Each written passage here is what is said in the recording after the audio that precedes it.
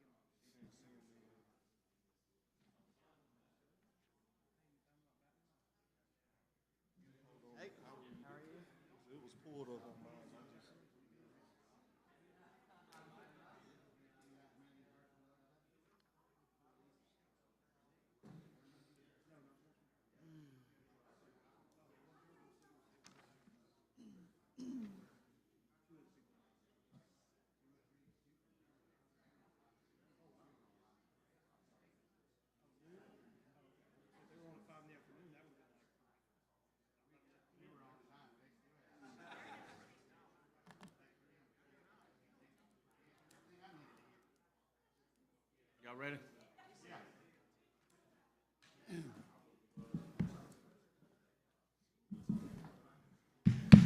All right, I will call to order tonight's meeting, Blythewood Town Council monthly meeting. Today is Monday, May 22nd.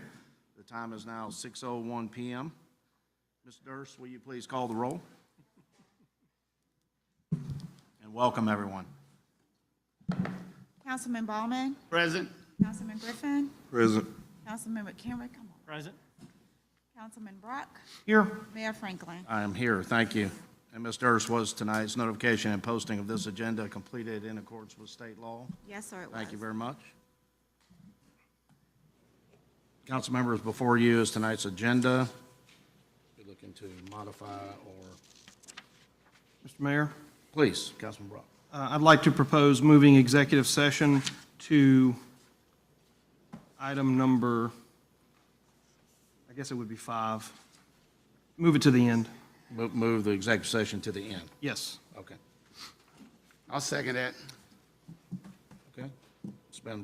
That's an approval with that movement, with that change.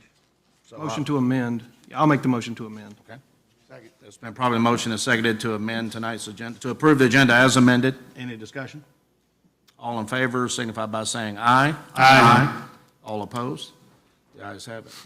The agenda is amended and approved. Ladies and gentlemen, please join us tonight. Councilman Griffin leads us in the Pledge of Allegiance and the invocation.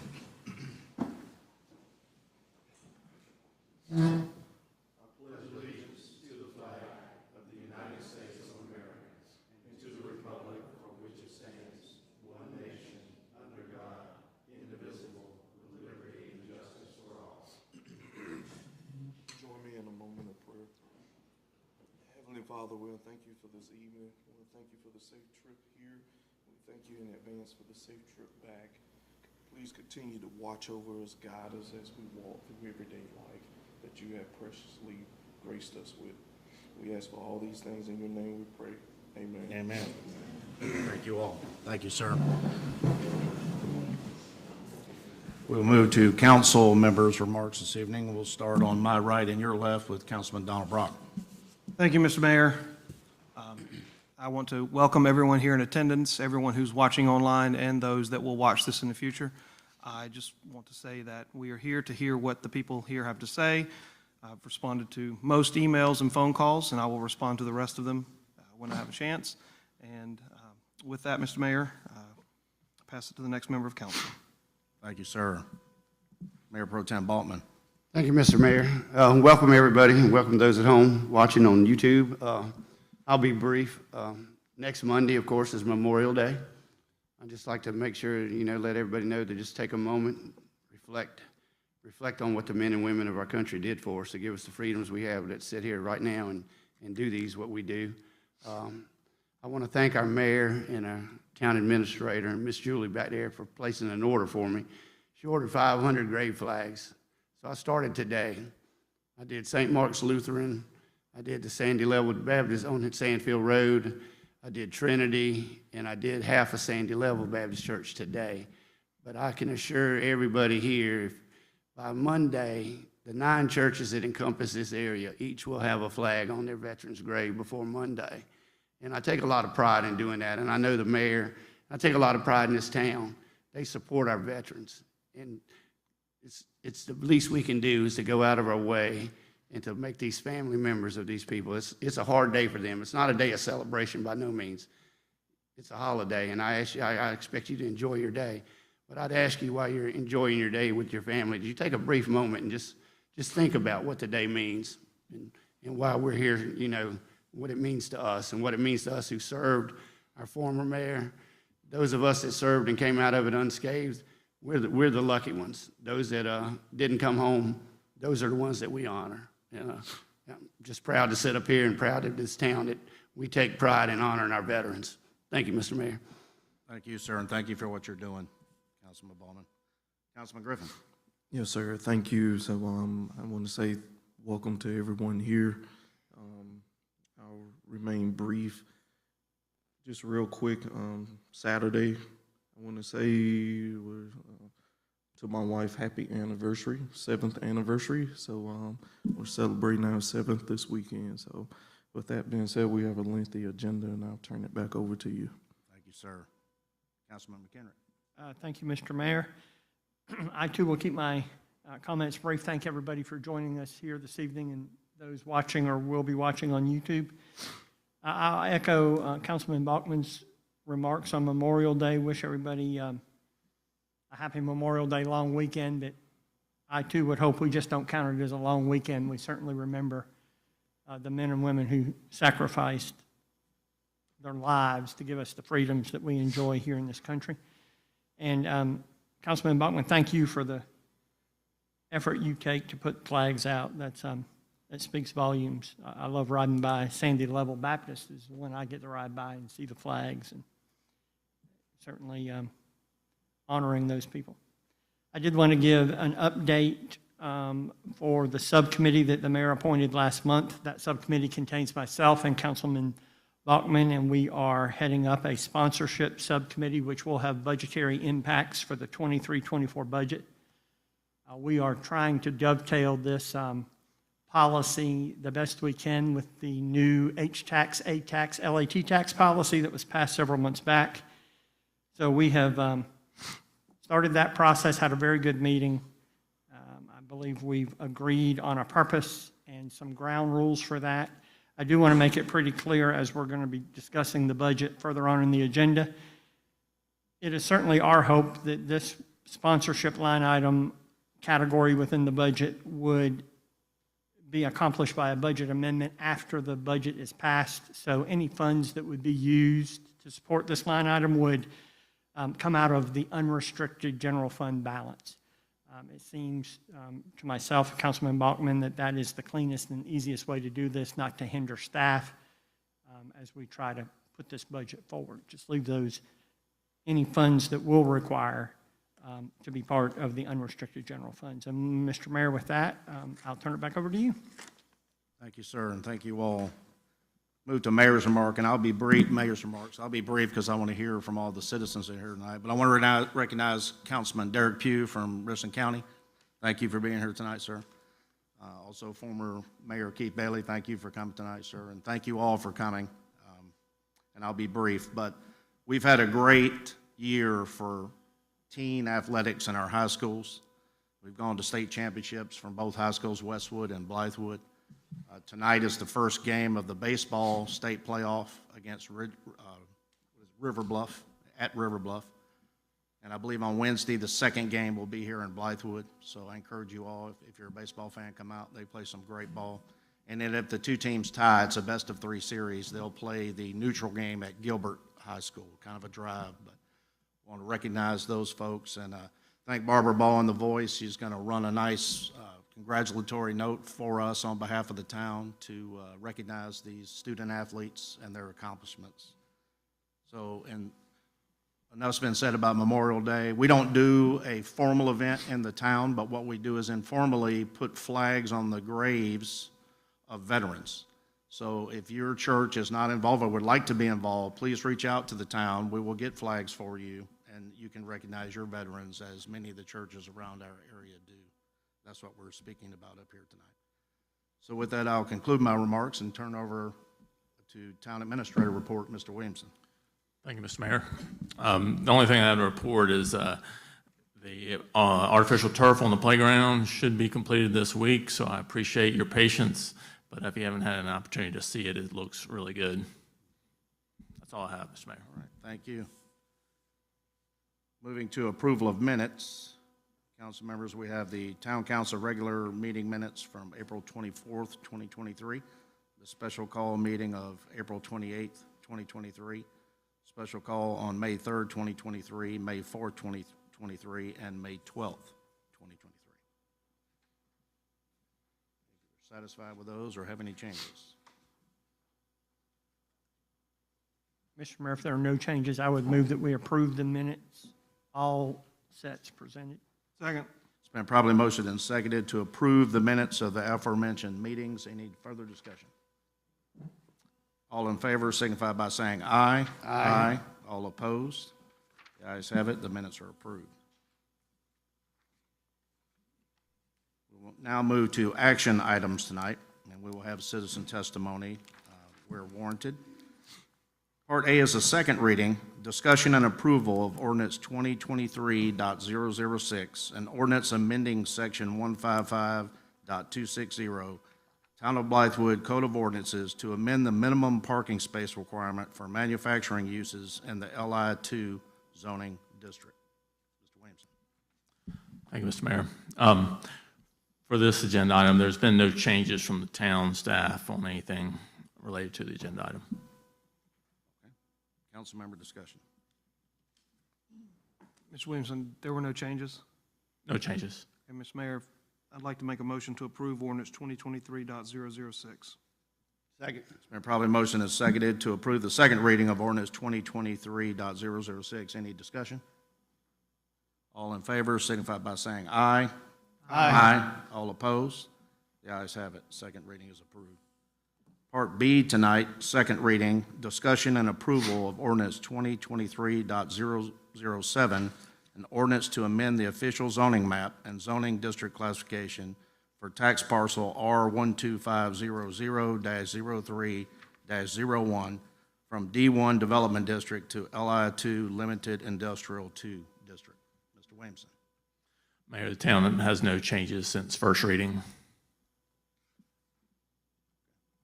No. Do we have a sign up? Yes, I have the sign sheet. Yes, sir. Yep.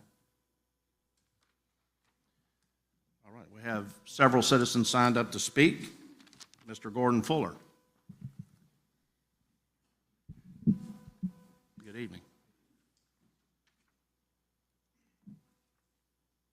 Hello. Oh. Again, I'm Gordon Fuller, 211 Maple Ridge Road, Ashley Oaks 1. I'll talk about the multiple studies that came out. I found two of them most interesting. I'd urge everybody, if you get a copy of it, to read the archaeological information in the cultural studies. It was quite interesting. Turns out they're building this site on top of some Indian villages. They had picked only one out of about 5 they studied over the last 3 to 5 years that warranted being part of the National Register of Historic Places. That's directly behind Fairfield Electric, directly across the street from Muller Road Middle School. It's from the Middle Woodland habitation period dating back to 2300 to 1500 BP, which I'm not sure what BP stands for. It's not the same as BC or before Common Era, BCE, but it's some big, long, complicated formula that they explained that I didn't understand. But suffice it to say that the report that came out, this report was done in, like, I think the first one was in 2018, second was July of 2022. Avoidance of this site is recommended, as well as a 25-foot buffer surrounding this site. This area should be fenced off during construction and marked as an environmentally sensitive area on development plans. If avoidance is not possible, additional consultation with SHPO, whoever they are, will be necessary in order to mitigate the adverse effects of the site. So I just want to ask if Volkswagen knew that this was all in there and they were going to act appropriately and save what's left of, or will be left of, the Indian culture that's we're actually living on, I guess, out there in Ashley Oaks and the rest of the places out there. In the noise survey, well, I was standing in my yard before I came out here, me and Keith were, and we made the comment, it sounded an awful lot like a tank battalion coming across the ridge into our neighborhood.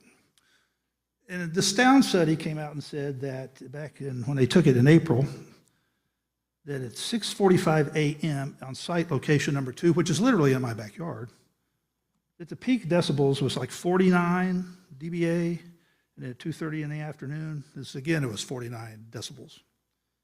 What I heard sure sounded a lot more than 49.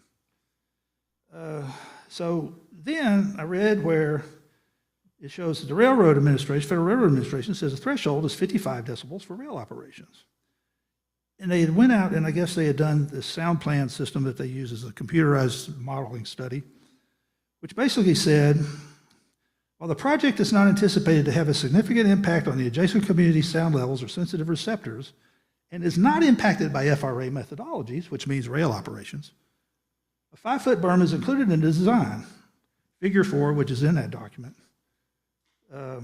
outlines the sound dispersal with the berm. Berm would reduce rail traffic interface. Results of the modeling indicate the majority of rail operations sound emitted on the site dissipates with distance, topography, and ground cover. So the whole test was based on a computer model without the realities of situation. I know they got a lot of data from all other rail operations that they could throw at it. But it seems to me that trying to tell me that what I was hearing was sounded no more than my refrigerator in my kitchen begs the question. I mean, I'm sorry, it just didn't. And so they're going to have to come up with something. And like I was asking Mr. Williamson, I brought this up before, where's Volkswagen in all this? When are they going to show up? When they get this ready, the thing, and they approve the plan and bring them in? We're going to have a similar set of meetings for them too, to come in here and ask these questions? I would really like to. So I want to hear it from them, how they're going to do this and when it's going to happen. Thank you. Thank you,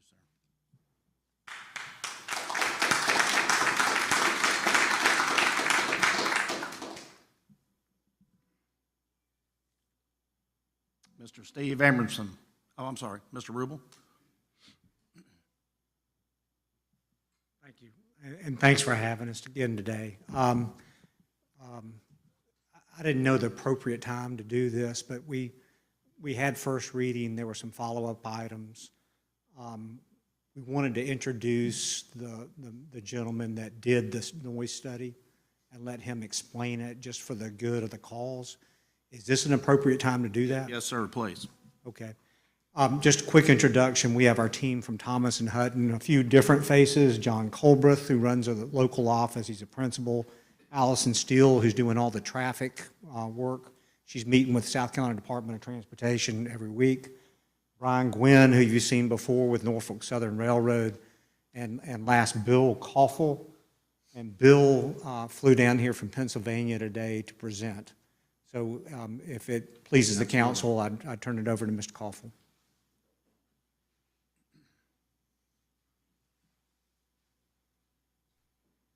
Welcome, sir. Thank you. Good afternoon. I'll give you a brief synopsis of the analysis that we conducted. And essentially, I hail from Pennsylvania, and I've been working in the industry doing surface transportation noise for DOTs for the past 30 years, doing a lot of environmental consulting, noise walls, things like that for FHWA and FRA. For this particular study, it's pretty much a two-phase study. Number one, we went out and took ambient measurements, baseline measurements at several locations. The ambient measurements were intended to document what the baseline conditions are and come up with an average sound level for certain locations based upon current activities. We had 4 locations, and we monitored them for 24-hour durations.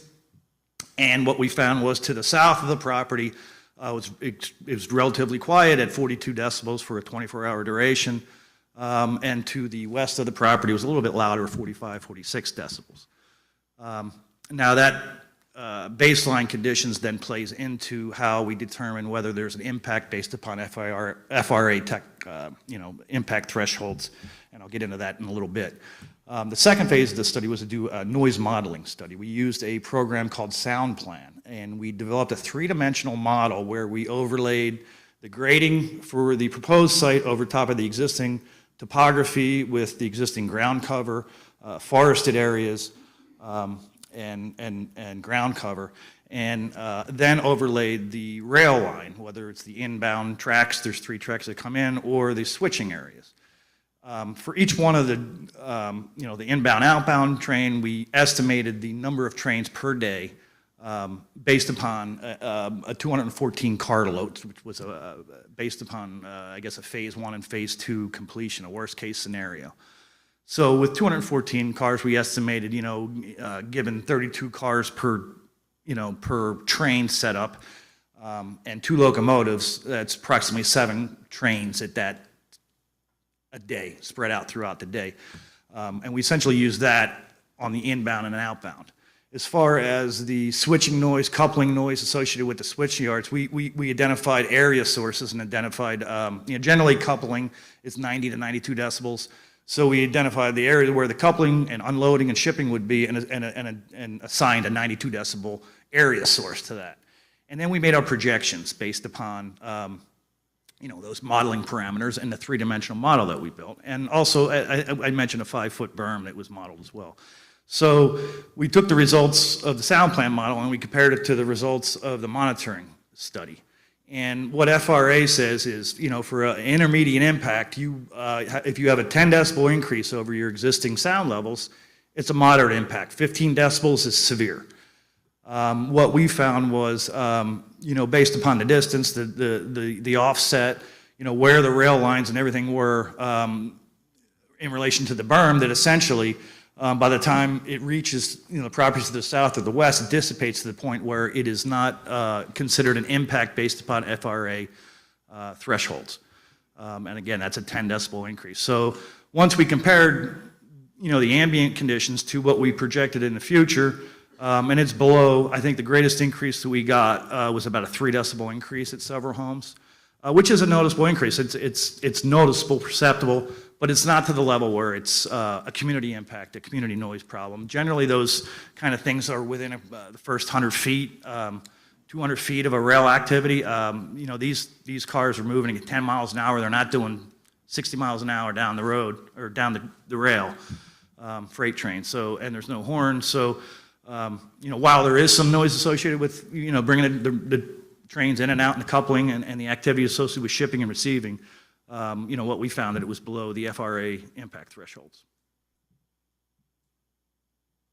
Do you have any questions? And that was just a quick skim over the analysis performed. Mr. Mayor, just a clarification. Please. Thank you so much for being here and You're welcome. unpacking that report. I can tell you, we were forwarded your report along with 14 other reports. Some of it made for some very laborious reading, but I made the point to read all 15 reports word for word. And in the noise study, I want to make sure I'm understanding you correct. You did your noise study at 100% capacity, full Correct. build. Full build. From what I understand, the estimate for rail cars is for the full build out, and it's an extreme worst case, and that's generally what I like to look at is worst case scenarios. Even when I came up with a train configuration, I said, well, they could probably get away with 1 locomotive, but we're going to do 2 locomotives, and we could probably get away with 80 cars. But it's 32 cars makes double the, there's more train in the model. So, essentially, I look at it like worst case scenarios like that. Thank you. Mr. Mayor. Yes, please, Councilman Brown. I don't pretend like I understand a lot of what you said. I'm addressing you guys.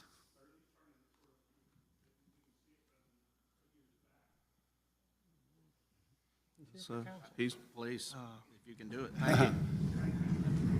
How's that? Thank you. Perfect. Are we good now? Okay. I read the noise study as well. I don't pretend that I understood everything that you said, so I'm going to ask you, in layman's terms, give me an example of how bad it will be using worst-case scenario. Like, is it, like people have talked about a blender, is it a loud conversation? Is it screeching wheels on metal? Certainly, there'll be some sounds that are audible as far as comparing it to anything else other than maybe what's out there now. Because a lot of the levels that we had projected are similar to what the levels are out there now. So essentially, there was no change from an acoustical standpoint. Where there's a 3 decibel increase, that would be, you're still, it's on the lower end of the spectrum from a noise perspective. You're not talking, it's loud that you can't have a conversation. So, air condition running, but it's still not a good comparison. It's tough to make a comparison, from rail to, what it's going to sound like now. They're certainly going to hear some sounds associated with the facility, but what we're saying is the cumulative sound over a 24-hour period is not going to exceed the 10 decibels, which is really designed to show an impact. That's what the FRA says. We have a 10 decibel increase. We got to look at mitigation. So I don't know if that answered your question. Probably not, but Probably not. yeah. I got one for you, though. Yes, sir. So what is a maximum decibel level that you recorded over a 24-hour period? At Any site that you recorded on? I'd have to pull the data out, but I would imagine, well, we had a cricket hop up on the microphone and spend a couple days, or a couple hours in the middle of the night, and that was up over 70 decibels.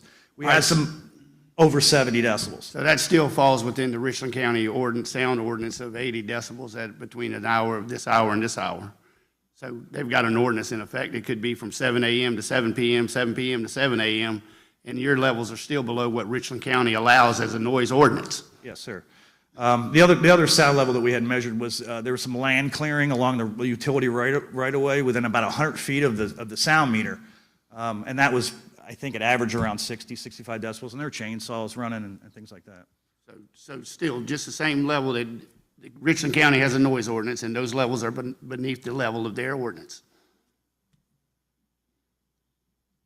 Mr. Mayor, if I may. Carol, can you get to the Dropbox of the reports? Yeah, we have it on the website. And I'm looking specifically for the 24-hour ambient monitoring site index that shows the 4 sites that you monitored. Site 1, in my opinion, certainly is closest to the home I live in. It's closest to Phase 8 in Ashley Oaks. Site 2, Maple Ridge Road. Site 3 is further up by Ashley Oaks, Phase 3, and then Site 4 over by Bumblebee Court, Holly Bluff. Actually, Site 3 is closer to Holly Bluff as well. Just in case the people sitting out there have not seen where you were collecting these samples from and in the proximity of the property that they may own or be concerned about. Page 4 of the noise study.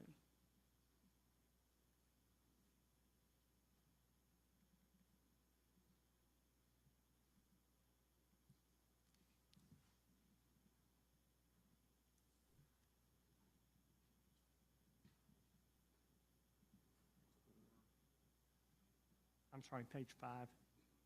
There you go.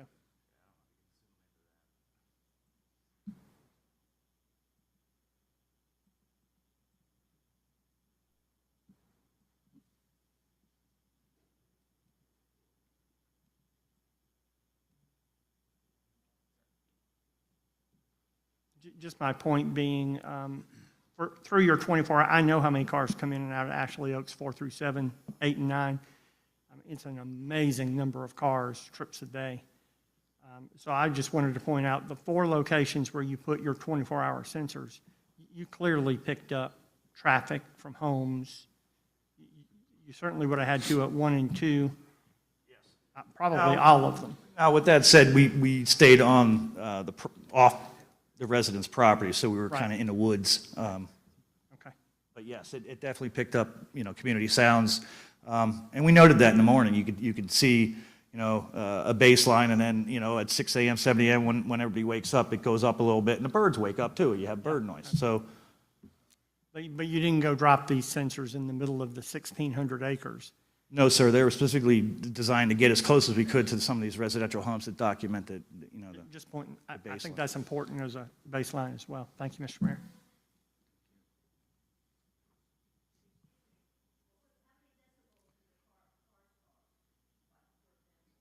A car? We didn't count cars. We took sound measurements. We don't have any traffic counts associated with it.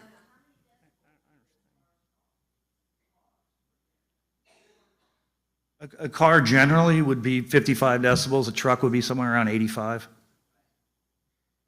Just generally speaking, yeah.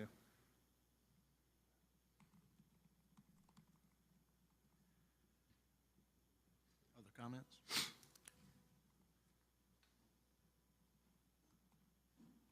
right.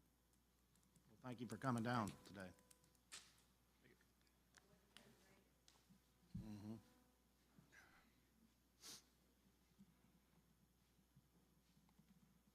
Mr. Rubel, anybody else that you'd like to? No? Yeah, thank you. Please do that. Mr. Fuller, before I move on, did you want to ask any questions?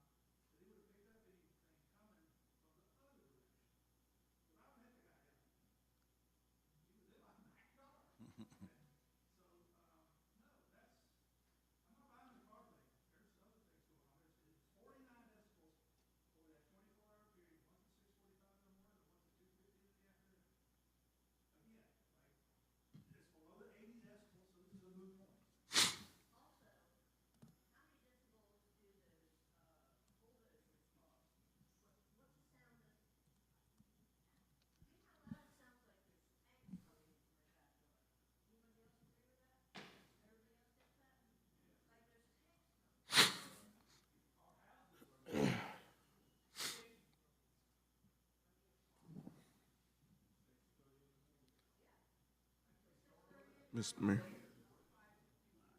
Mr. Mayor, I'll make a comment. Anybody who wants to ask a question, how about please come to the Yeah, microphone? so they can hear at home. Thank you. You said the cumulative sound, so that's obviously the accumulation of the sound throughout the whole day. So there's high peaks and there's low peaks. So when you're talking about the cumulative sound of the train, the coupling sound is going to be irregular. So we're going to be talking about the cumulative sound that you're talking about for the whole when the trains are there and actively working, that's the cumulative sound you were talking about. Okay, so the sound that's going to be the loudest sound, what is that going to be? I know cumulative, we could say there's completely silence in here in this room, and there's whatever, 80 decibels right now while I'm talking.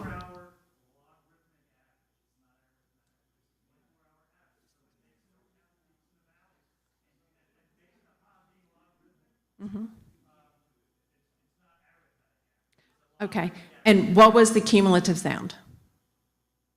What was your total number? Okay, all right, so then back to Mr. Baumann. Then if the sound is between 37 and 40 as a cumulative sound, that means that 0 or whatever is going to be the lowest base is going to be calculated in with whatever the loudest sound is of the coupling and the rail yards. That's going to be higher than 60. Okay.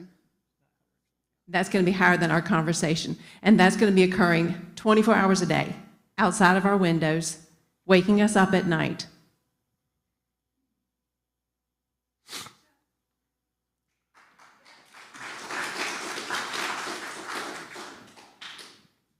Mr. Mayor.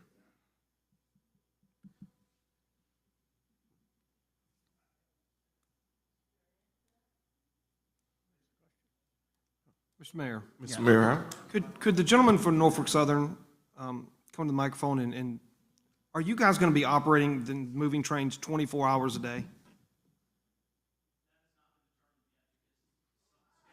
Microphone.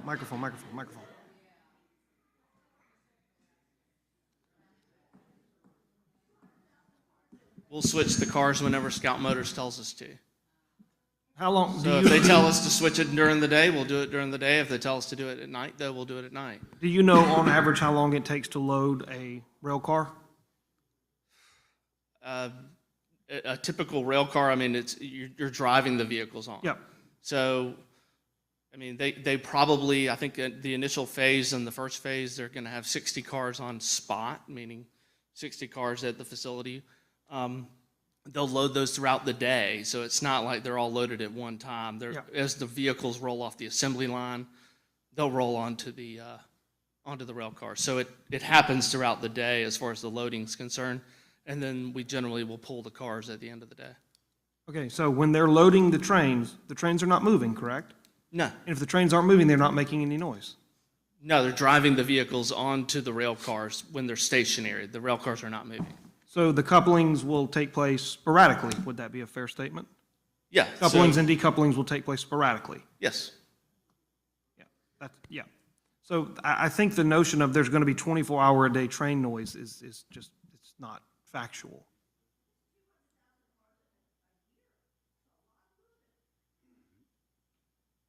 Yeah, that's a lot of cars. Anything else? No, thank you. Councilman Griffin, sir, Yep, you had a yep. comment. Yes, sir, I did. So I think what we're dealing with here is the quality of life. So just to be more clear about the decibels, I think 0 decibels doesn't really concern us. That's quiet, that's pitch dark, that's just 0 decibels. What these people are concerned, all of us are concerned, our neighbors and all of us, is what is the highest decibel for the area with the plant running full capacity?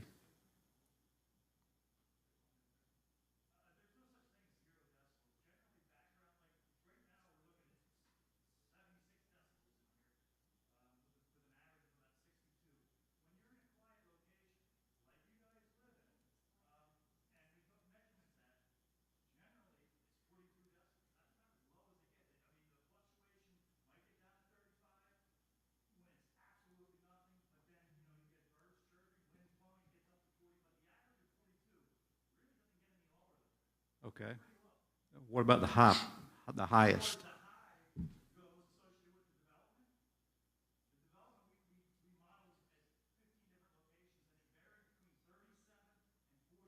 With the plant, with the Scout plant running full capacity, what is the highest decibel? Rail. What is the highest decibel?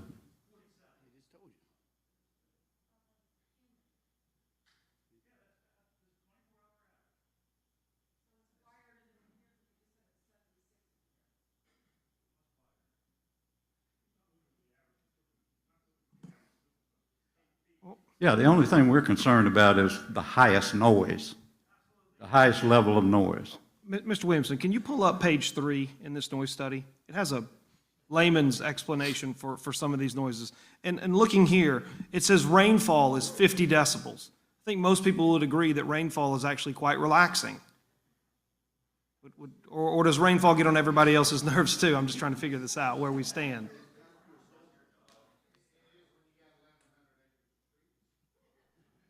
I don't have 1,100 acres of trees. No.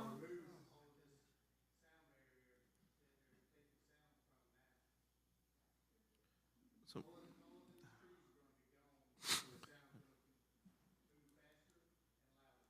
Not all the trees. A majority, yes. Mr. Rubel? Yeah. Please. Yeah, I want the citizens to be heard, and I want them to get answers, so please.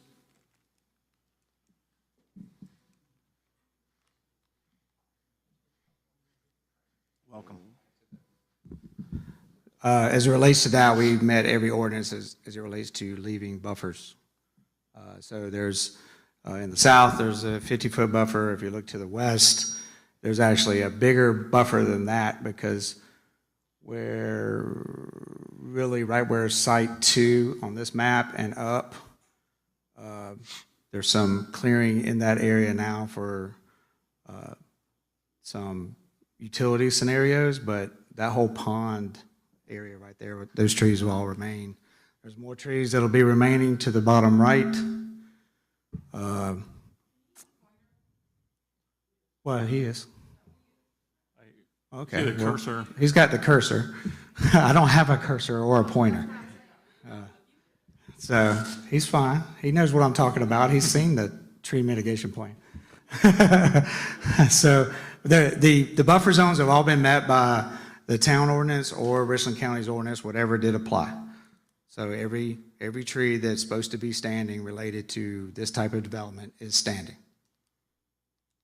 now and will be forever, unless somebody tells me differently.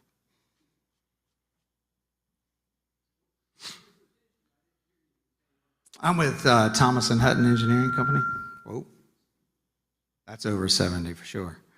I certainly am. You've been seeing another younger version of me for the last few meetings.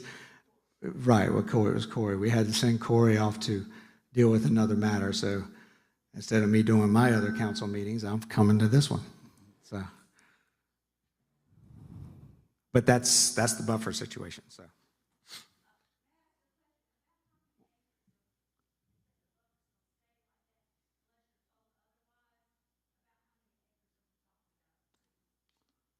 Off the top of my head, I do not know. I don't have that map. Carol, do you happen to have the map on you? Because I do not. But I'm going to go with somewhere around probably 200 to 250 acres total. It's bigger than you know, it's a lot. But we didn't clear the whole 1,100 acres. I mean, About 20% of the site. right, it's whatever that, I can't remember what the ordinance is off the top of my head. I just know that's 50 feet, and then we have a larger buffer to the west. And then in the south, we have one as well.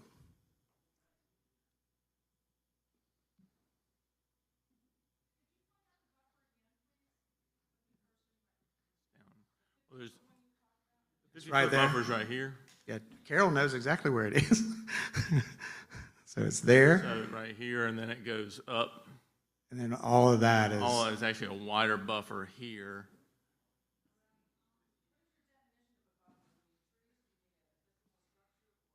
no, it's,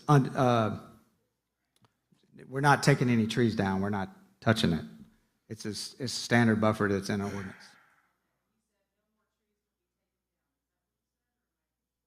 No, I said,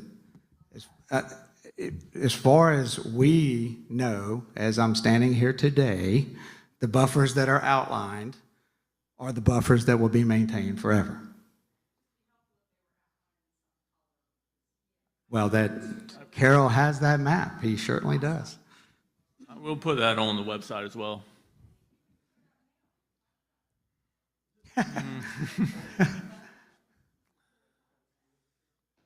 what I can do. Well, while Mr. Williams was looking at that, the point I wanted to make in regards to sound is that if I'm understanding the gentleman from Norfolk Southern, the train noise, which I believe is the majority of everyone's concerns, it's not a 24-hour, 7-day-a-week noise. It ebbs and flows. And I'm looking at this layman's chart here, and it shows lawn mowing at 90 decibels.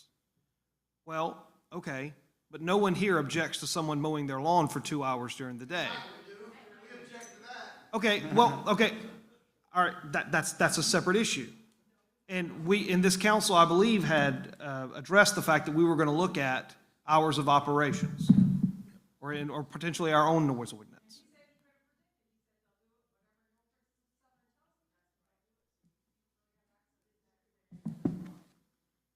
I'm sorry, I couldn't quite hear what you said, ma'am.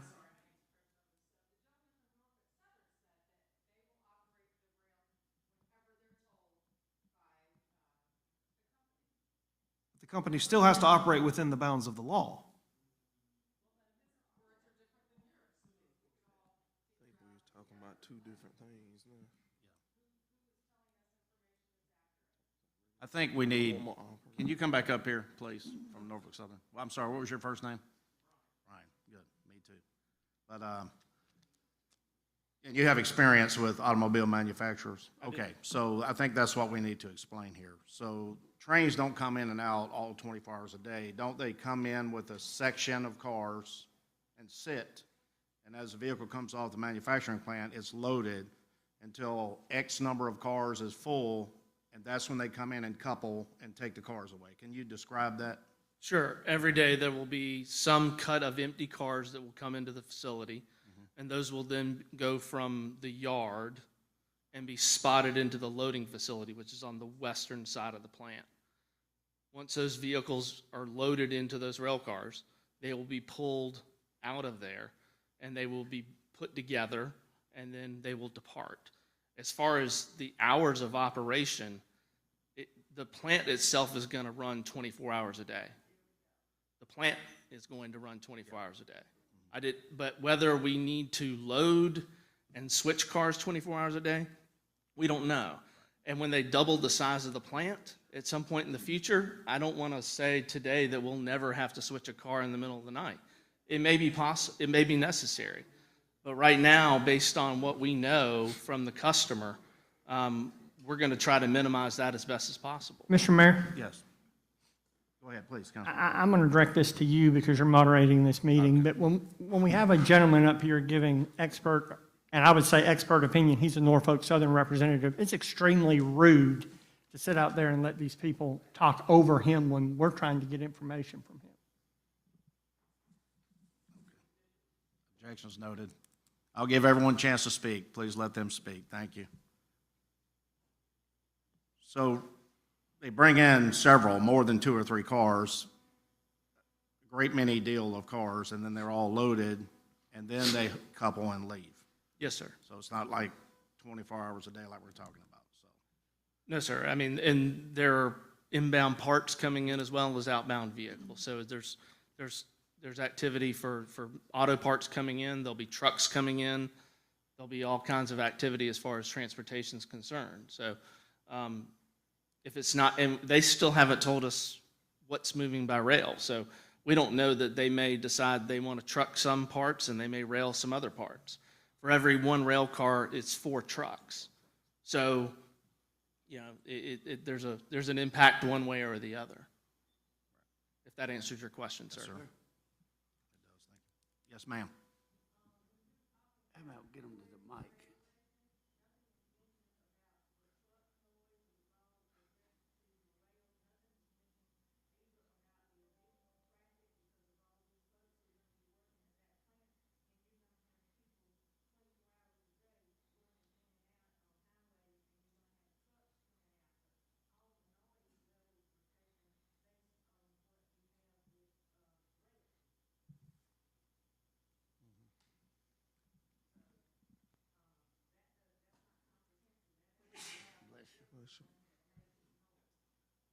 Yes, ma'am.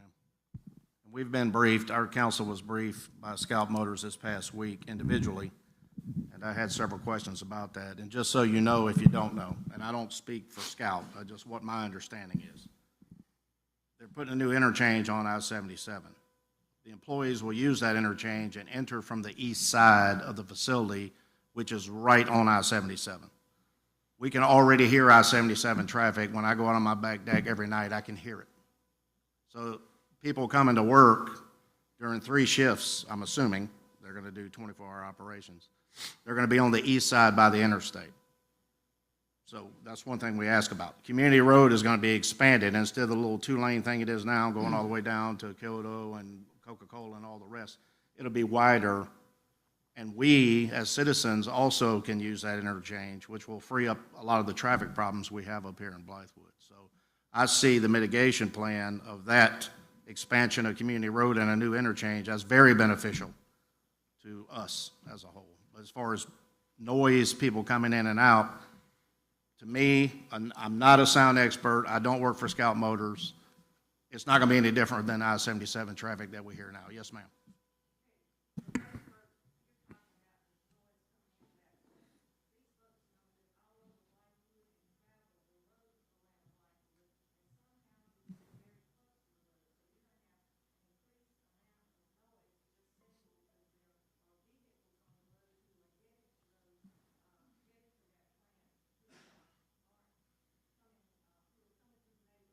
Yes, ma'am.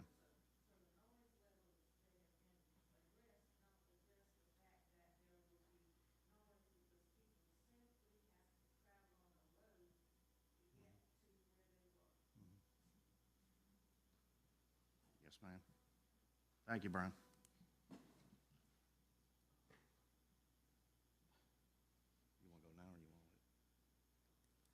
Sorry, Councilman Griffin, we stole your, just one second, let Councilman Griffin speak. No, we're here to hear from the citizens, so, but I will say this. Excuse me, I'm dealing with some congestion. I visited two sites, Site 1 and Site 2, Scarlet Oak Road. Visited with a resident out there and walked the tree line. And just on a normal day, you can hear what sounds like turbines running. And I asked the gentleman, I said, what is this noise? And all of a sudden, a tree fell. And I said, they're cutting trees right here at your back door. We took a tape measure up, and I believe it was like 64 feet or so. We ran the tape measure up to where they had a clear cut right behind his house off of Scarlet Oak. And he said, you can hear the that turbine sound you hear is the air conditioning unit over near Pure Power. And I said, I know we close, but that's loud. You could hear the interstate noise. It's loud. Dealing with manufacturing, there's going to be some noise. There's going to be some periods where there's minimum. There's going to be some periods where there's a lot of noise. I think I said before, for myself personally, I have worked in a car manufacturer in Greer at BMW. There's going to be some moments where the train comes in at night. I worked primarily night shift when I was there. There would be some trains moving at night. There'd be cars moving on the plant ground at night.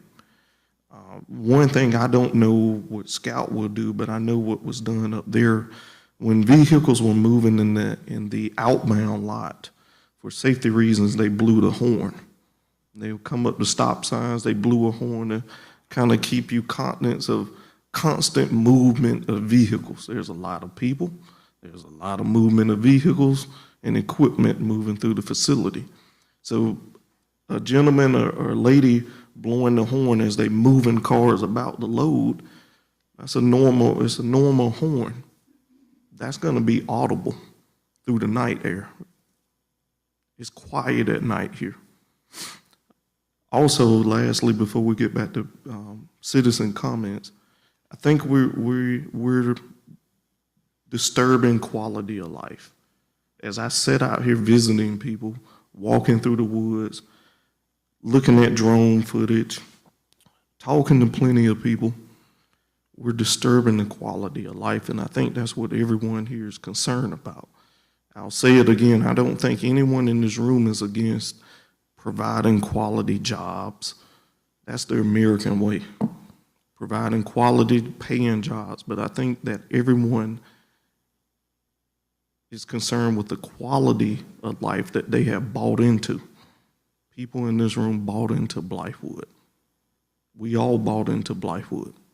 We bought into the quiet, serene, green foliage, horseback riding, dirt bikes through the woods, even a couple gun ranges on the Fairfield County side of the map. But I think that's what we're dealing with, is the disruption of the quality of life.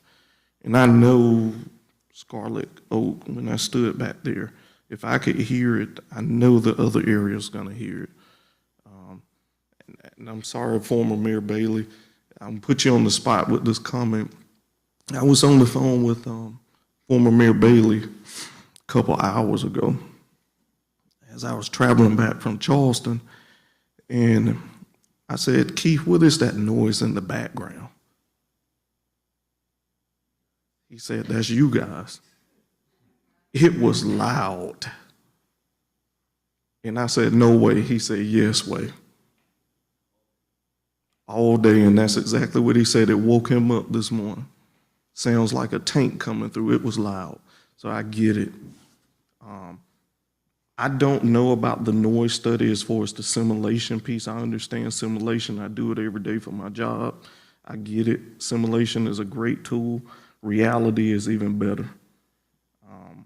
I'm wondering, sir, did you pull existing data from other car manufacturing plants you dealt with to compare it with?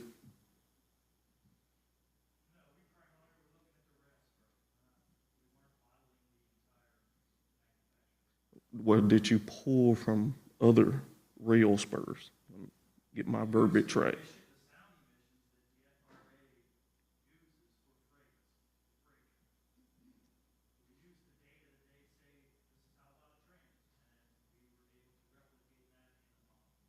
I'm asking for car manufacturing facilities, the rail spurt, like Volvo, BMW, Mercedes. Did you?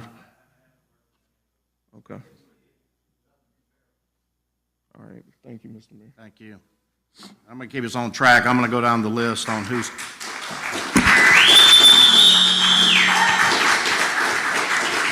Down the list, and at the end, if we have anybody else, we'll add. But Mr. Steve Abramson. Good campaign.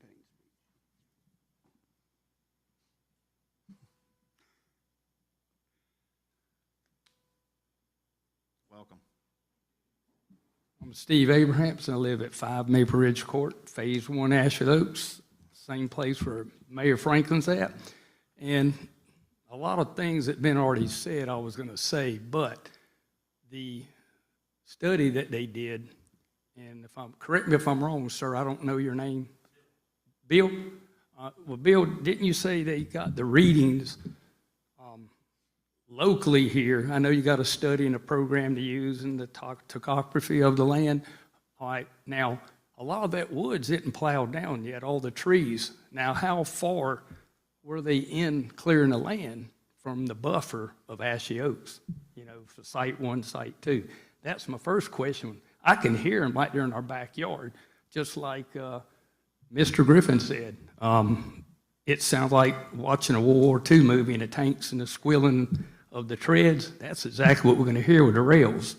And I know the gentleman from Southern Railway, he's been getting hit pretty hard, but appreciate you standing there listening to everything. But today I was mowing the yard, 45 minutes mowing, and as soon as I cut the mower off, I had my head protection on, and I have hearing aids. I'm half deaf, and I can hear it all day, 5 days a week, and the smoke's horrible. Getting in the garage, and I just finally got me a new car. It smells like smoke on the inside. In my attic, it smelled like smoke last week. But if it gets into the house, who's going to pay to clean my house? Richmond County? I know Blythewood has only got a third of the property, but anyway, to speed it up, I'm not only concerned with noise, but other things people have mentioned before is the fumes from the diesel trains.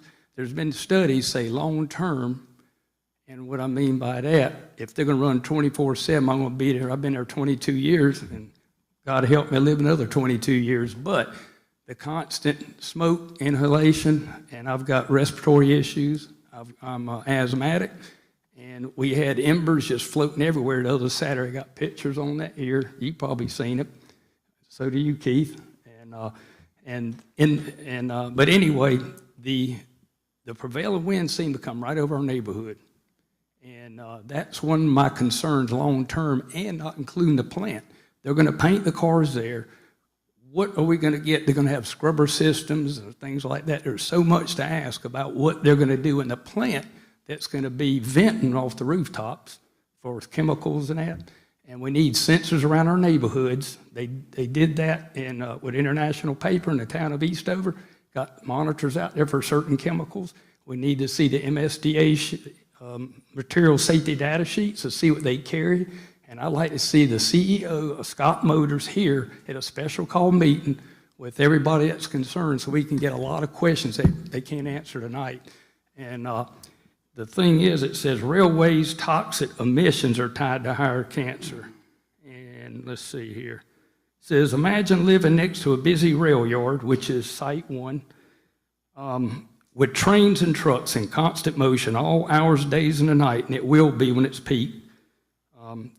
It said that, I lost my place here, excuse me. It said locomotives pull a long line of rail cars behind a tiny row of houses. Well, I've lost my, but anyway, backing up, it says not only is it noisy, but the soot isn't good for you. And with the prevailing winds going over Ashley Oaks, it's constant from the northeast. Scientists have linked high levels of diesel exhaust to serious health problems long term. So that's something to think about too for us. And they have a new battery operated locomotive. It's been online for a year under the Guardian. And I know that Southern's got whatever contract with Scout, but what I have here is the America's first zero emissions train, world's first battery electric freight train. Maybe they can provide batteries for the train too and get your train there from electric and switch over to diesel, maybe up front at the interstate. That would be quiet. And there was some other things I had here too. But my main concern is that there's a lot of unanswered questions yet. And long term, I don't care what anybody says. They said, oh, your home's not going to go down. People are going to pay full price. Might be true. Some people, but most, 8 to 20%. The louder the dBs, then the worse it's going to be. And what I'm hearing tonight from this study, I got to digest more of it, but I'd like to see if we can get as a community, or at least Ashley Oak residents, make it legal, get an account, and get another study done independently to compare, because this study is too early on. It isn't cleared unless Richlands County willing to pay for another study. Where's Mr. Rubel?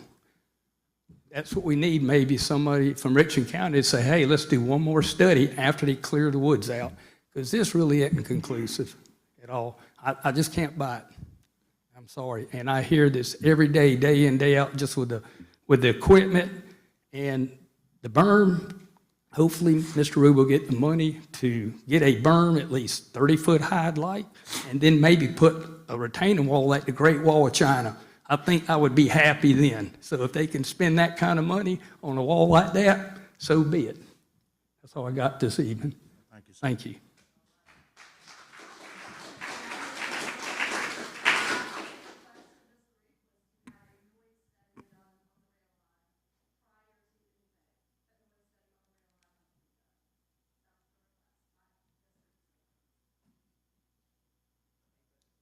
Mr. Troy Christopherson.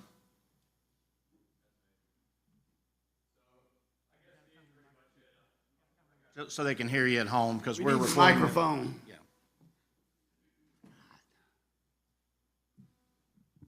Thank you.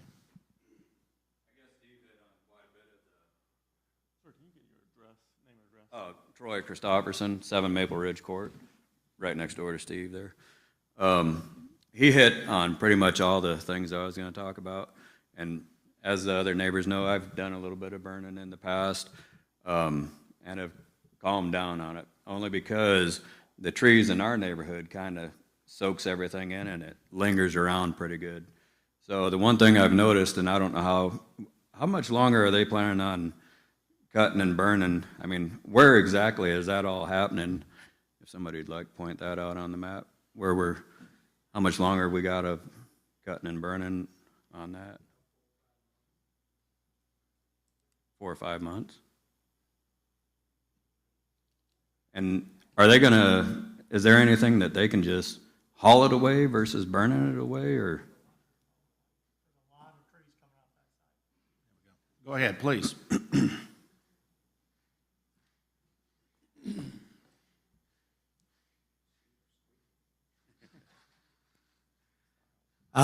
So to answer the first question as it relates to how long we're going to be clearing and grubbing, we will probably be timbering, and which is not the burning part. The grubbing part will last probably through the end of the year.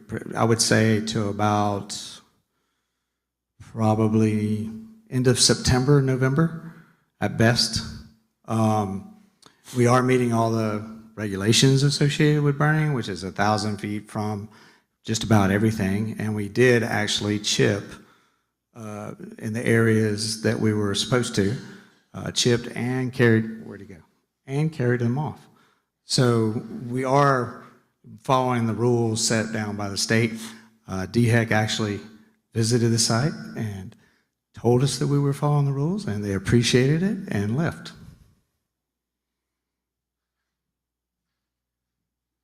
Thank you. So I guess I don't know what the rules are, but I know where the ashes are landing and the smoke's going. I don't know if there's any kind of, I don't know, I guess. And now we're talking through September, so we got the whole summer. I got a swimming pool in my backyard that I'd like to enjoy every now and again. But since the burning and stuff has started, it's pretty bad out there right now. So I don't know how much time we're going to be able to spend outside, you know, with all that going on. But I just can't believe that there's not a better way to haul this stuff away or do something. Turn it into 2x4s maybe. I don't know. Logging. Well, I think they're timbering their timber companies coming and taking that off and using the trees. Yeah. They're not cutting down trees and burning them. They're hauling off the timber and burning the leftovers. They're burning. I'm telling you, there's smoke overhead. I got ashes. Steve's got pictures of ashes on his car. We are absolutely burning. Nobody said we were not. Yeah. Absolutely we are. We are burning the clearing and grubbing pieces. When we timber it, we take those full logs. Those are transported to whoever bought them. Could be numerous people from the Port of Charleston all the way up to Greenville that bought them at these different plants.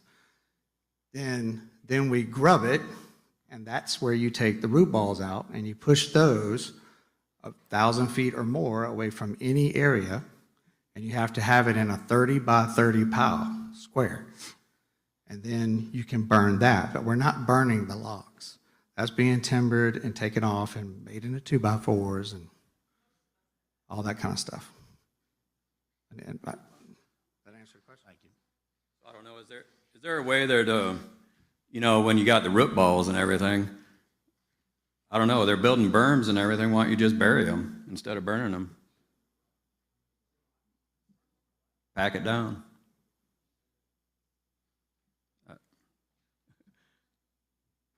I don't know. You're the expert, sorry. Understood, yes, absolutely. If we had an area that we could place these and bury these without impacting the compaction of the soil that we're placing in, we would. If we buried them in locations that may be utilized for roadway expansions, the new interchange, all those areas, they would decompose, then it would fall. Then the grade will fall, and then the transportation falls, everything falls. But if we had an area that we do have, if we do find one, we'll absolutely bury it when it's not in an area that needs to have structural fit. I'll wait till you get there. I'm gonna stand behind you. All right, and then I guess my other question was, you know, as far as, is there any such thing as a peak season for the building? of the vehicles, you know, I'm hearing averages, but are we gonna have like peak season around Christmas or, you know, 4th of July, or where production picks up, or, and now I heard about doubling the plant size, you know, so I don't know, or is there gonna be just, we're hearing averages, but I mean, is there peak seasons and low seasons, or?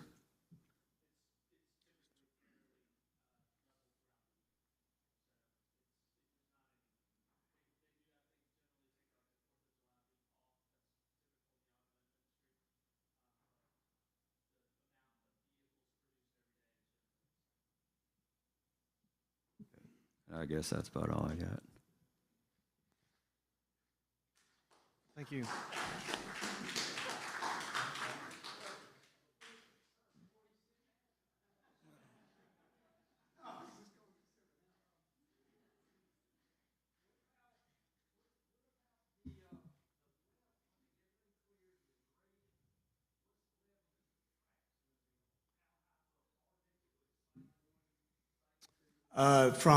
From the current grading plan, you have a cleared area for utility relocation that's going in, and then there will be a 3-to-1 slope, a grassed slope, which we may, you know, there'll be ground cover and vegetation on, which Bill put in his model from what he thought the finish would be. And then we go up about in between, some locations is 30 feet, and some locations is 80 feet. So you go, literally, you're way up in the air. You will be looking at a grassed wall from when it's all said and done. But it takes time to get there. So what you're hearing right now is the timbering and the clearing and the grubbing and the moving of equipment. But at some point, that's gonna cease, and you'll have a nice grassed area with a 5-foot berm on top to protect against even more noise mitigation. Yes, they'll be actually at 80 feet up and at its largest point, and it'll be on the other side of the berm. From a perspective standpoint, the site is so big, the drawings actually do not give it justice. If you see a 50-foot buffer on that drawing right now, He can it's not. scroll down, he can scroll down so you can see what he's talking about, Carol. That's on page 13. We provided 14. these, I think, I don't know how long ago, it's been Long time ago. a couple months. Actually, at this group's request. Right. At one of the listening sessions, they wanted to see So the topography. if you go down a little bit, you see, Go down a little definitely bit got more, off Carol. 70 right there. So if you look at, we had A, B, C, D, E, and then if you keep scrolling down, Carol, you'll have cross-sections for each one. So each one of those was a cross-section, so you could actually see from the height from, I don't know, it's bigger than the screen, I don't know. But you can see from like the house right there. Yeah, so there was a distance at that section C of 797 feet to the berm, just to the other side of the berm, and an elevation change in that area of 35 feet. And then if you look at another one, I mean, just pick another one. That elevation is, that's more than 35 feet. That's like 80 feet right there, based on the current grading plan. So if you stepped out of your backyard, you're gonna see some you'll see the 50-foot buffer, some utilities, and then whatever utility line, and then you'll have a grass, basically a grass wall. It'll look like a wall to you, but it's 3-to-1 all the way up, so it can be maintained with grass or some other kind of cover where they can come in and trim it up.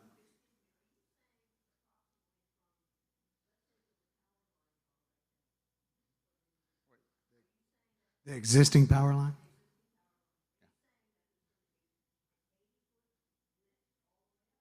Yes, ma'am.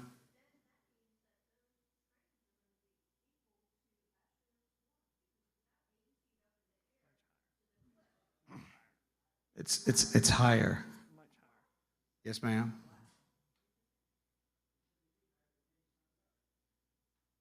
So but there was no other way to do it just because of the way that the land was. So what we tried to do is, through the process that's already in place, is create buffers where we could, understand where we had the relocations, which provides another 320-something feet.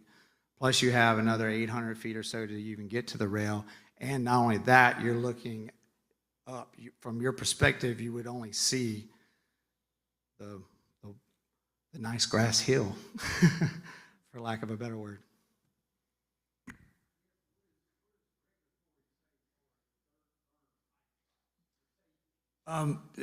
In reality,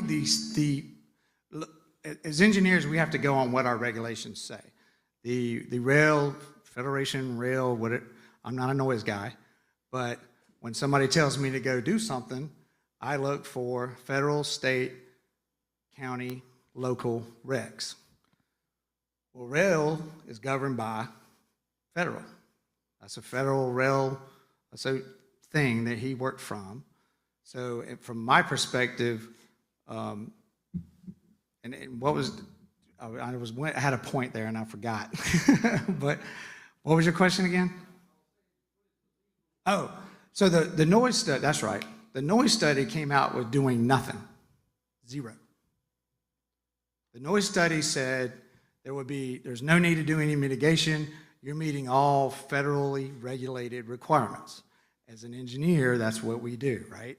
So we met that obligation. However, in the good faith of the county and some of our conversations with the town, we thought it best that, hey, let's take a little extra mile here. And that's not a cheap berm. That's like 3,000 feet of 5-foot high dirt, which is right here.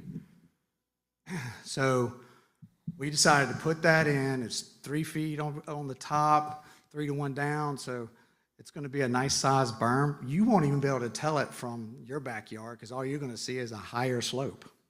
So it'll go from there. But the 5 foot was something that we offered because we understand that the perception, whether real or calculated or modeled or however you want to look at it, it's there. So we wanted to try to provide a little bit extra protection. And if you see that in the report, the 5 foot does offer you a little bit of protection. It did knock the thresholds down, but it's not a lot, but I mean, we thought it was the right thing to do. A new concern.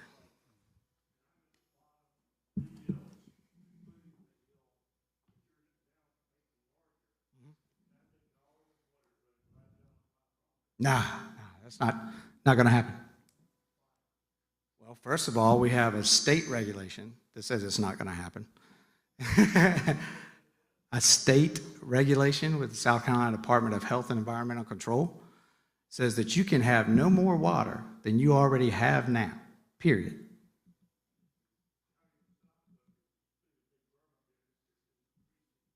The berm is that will be all grass. There will be no extra water coming into your place that you're not seeing now from a sheet flow perspective.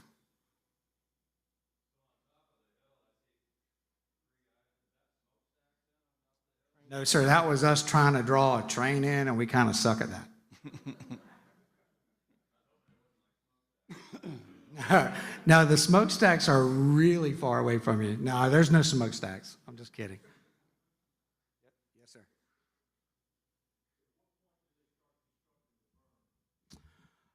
Well, I would love to do it now.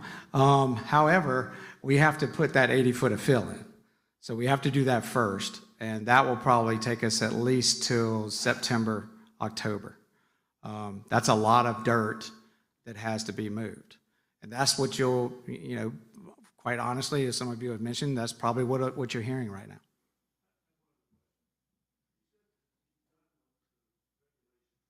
Yes, sir.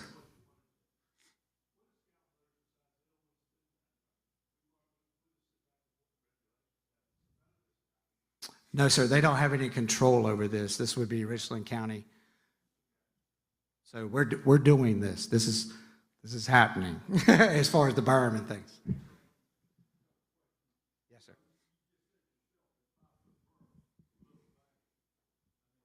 No, I said it provided minimal, right. Well, we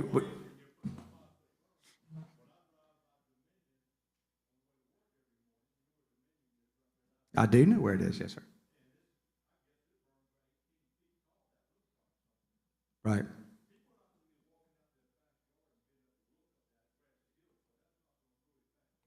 No, sir. Well, we thought we were just, well, that berm's probably going to cost about $5 million, so we're doing what we can. And that's not how that works either, but the regulations clearly say we didn't have to do anything, and we were just trying to be helpful, so. It's correct, sir, or it will be, yes, sir. One of them's Dominion. One of them's a Dominion line. Just letting you know. No, sir, it will not be.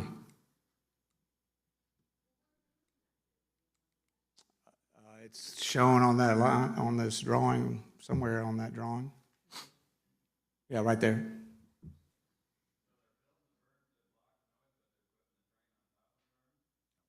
No, to the right of the berm, sir. Well, it's, you know, that berm's that little hill. You got to keep this in perspective. That berm's that little hill, and then those are the trains. I firmly believe you, but don't think the train is drawn to the same scale. We're trying to let you know where the train would be, not the train would be like this tall if we tried to do it, you know, and the triangle you wouldn't be able to see. If we tried to do it in real world, you wouldn't be able to see what was going on.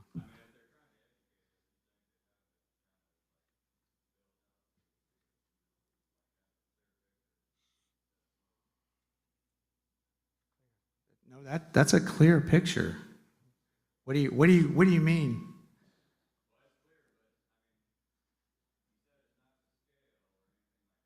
Well, we just told you that's 35 feet wide. The berm is 5 feet high. So if you're 35 feet wide, you're 3 to 1 up to the berm. And then, you know, from there over the rail yard.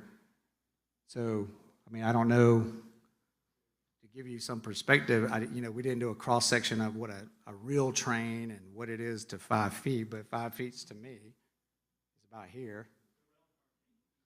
And the rail car is 8 feet high, 18 feet high, so we got 13 feet. How tall is it to the wheel? Coupling, yeah. 4 feet, so we got So the 1 berm- foot over the 4 foot coupling. How about So that? the berm is designed to absorb the noise that comes from 4 feet and below of the engine, of the cars.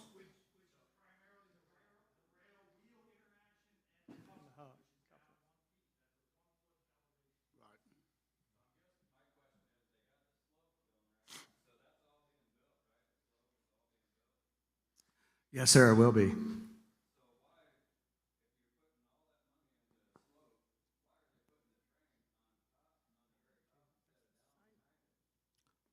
At the top of the hill is where the plant is. Is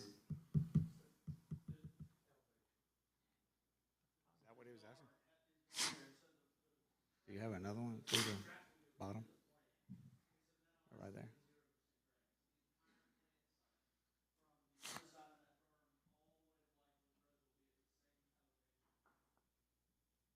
So you, yeah.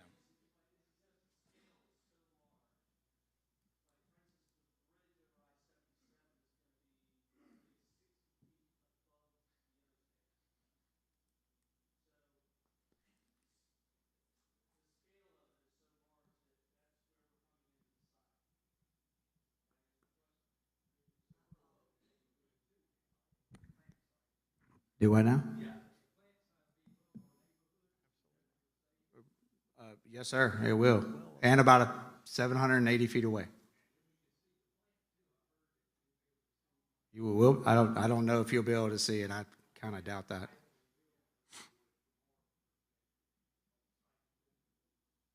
I mean, maybe.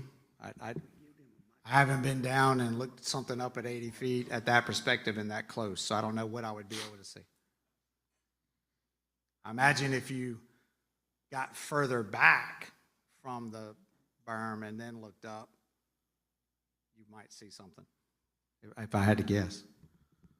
Because it's all about how far you are away to see how high up you can go.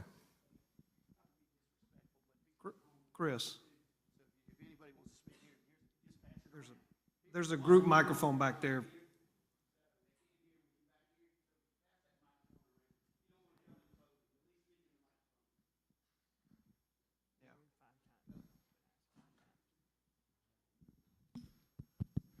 Well, just a quick question. I see we're building this 80-foot, trees seem to be the best buffer that I know of. I mean, I've lived there. I remember when they cut the white oaks off the I-77 part of this property, and you could definitely notice the interstate a lot more. Why not plant some trees on that? And I know you're really not talking about a lot of cost. I mean, you can plant pine trees there and every 30 years, cut them, make some money. You can probably get an organization to come in there and plant white oaks. Pine trees where? Where would you like the pine trees? On that slope. Is there a reason? If I put them on the slope, it will diminish the structural feel of the slope and they will fall over. So that's not something we would do, but we could definitely look at ground cover scenarios and then look at something around the 5-foot berm. What that looks like, I don't know I was yet. just wondering, but I understand what you're saying. I mean, it'd probably have to be a tree that, at that location and on the berm, because we can't do anything to subject it to deterioration. Right. Or else it kind of defeats the purpose. But there are some shallow type trees, shallow root trees that we could probably look into. I'm thinking But about no bigger promises trees. there, but we'll definitely look into it. I'm thinking about bigger trees, that's what Right. I was thinking, not so much shrubs on the berm per se. Right, we'll have that cover for sure. And then we'll have cover down there, down below. We've even talked about actually planting some other things in the 50-foot buffer. All these things are on the table. We haven't, Jeff's making a grocery list, not me. So, at the end of the day, we'll try to do and respect the ordinances and regulations that we're under, as well as work with the community as best we can. But at the same time, we have to build the plant, and we'll do everything we can to minimize the things that have to go through that process. Thank you, Chris. Thank you. Here's my question. I think the biggest factor where everybody's worried about is noise. Have we not done a study at BMW plant in Spartanburg to compare noise levels? It just doesn't make, it's common sense. I have no idea what they do at BMW. Well, why can't we do a noise study at BMW? That's what I'm asking. I know this is not your question, but. I don't know how you answer that. Well, it's not the question. It's Well, not for you the to noise answer. study, well, I mean, sort of. I'm just trying to think about it logically. If you run a noise study now, you talking about on today's operations at BMW? Yes. I don't So we can compare what noise levels we are going to hear. I mean, they're I don't doing know. noise studies in the backyard with nothing going on. What does that prove? Why can't we do a noise study at BMW and figure out what the Are Q you levels are telling me gonna you don't trust the federal agencies? Is that what I'm hearing? be? Hell no. But no, I mean, I'm just trying to say every regulation that we do is bound by somebody who has come up with this and studied these over time. Well, It's not just made up. I'm not talking about the construction noise. I'm talking about the plant noise. Oh, that's what I was referring to, yes, sir. Okay. Because we based it on what the federal I mean, it's agencies- common sense. Why can't we do it? That certainly can be written down on the grocery list. I'm not in charge, man. I'm trying to sit down. Y'all keep asking me. So if you want to speak, speak. I'm going to let you sit down. I just want to thank you, Mr. Griffin. You get it. You're absolutely right. It's a quality of life issue. If you look at this audience, most of us are retired or very close to retirement. We moved to Blythewood for this neighborhood, and our concern is that it's being ruined, that our quality of life is going to be destroyed, and that's the concern we have. It's not just a dollars and cents issue. It's not just a matter of noise this, noise. It's an emotional issue, quite frankly. But there's a concern here, and I think they're legitimate concerns. It's not just fear, it's unwarranted. There are a lot of unanswered questions here. And the fact that Scout Motors hasn't made an appearance is of concern. And we're talking about giving them a green light without them ever showing up and listening to us. I think that's a concern.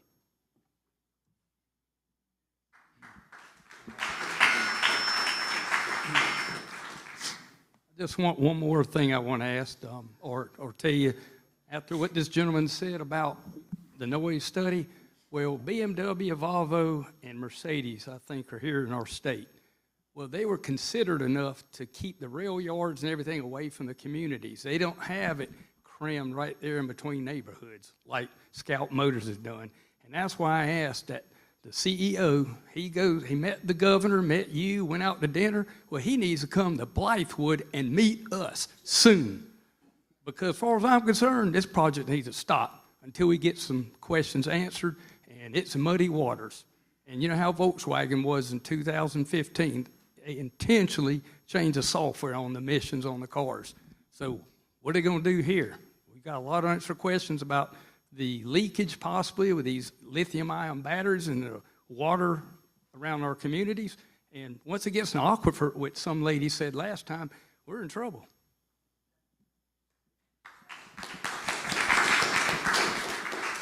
Ms. Becky Berrien. All right, well, I got You this. can And sit. He's got a microphone right there. Yes, ma'am. since he sat back down, I had one more question. So as I drive around the interstate, you know, I see these tall concrete walls along the interstate blocking neighborhoods. Why don't they just put a tall concrete wall up on the top there?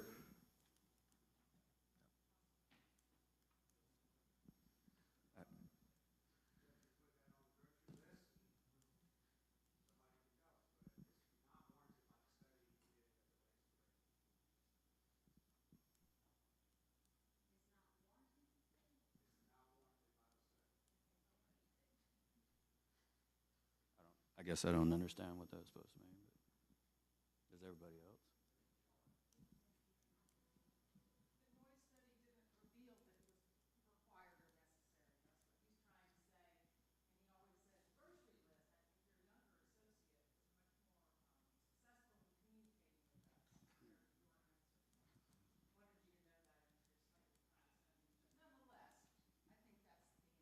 So it could be just not just noise, but sight also. It could block everything. You know. Ms. Berrien? Yes, I made a good bit of my point a while ago when I was talking about the noise and the emissions. And if you don't include the trucks and you don't include the day-to-day traffic that is going to be created, everybody has taken great pride in the number of jobs and the number of people that will be coming in here on the economy. That's great, except you have not factored into your studies the downside of that. You haven't factored in the fact that a tractor-trailer uses diesel fuel.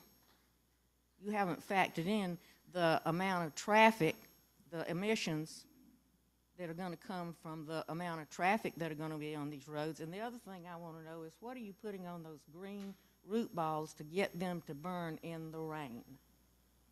We have done timber before, and we have not been successful in getting those things to burn until they dried out some, and yet they've been burning in the rain. So what chemical, what are you putting on those green root balls that makes it possible for them to burn in this environment right now?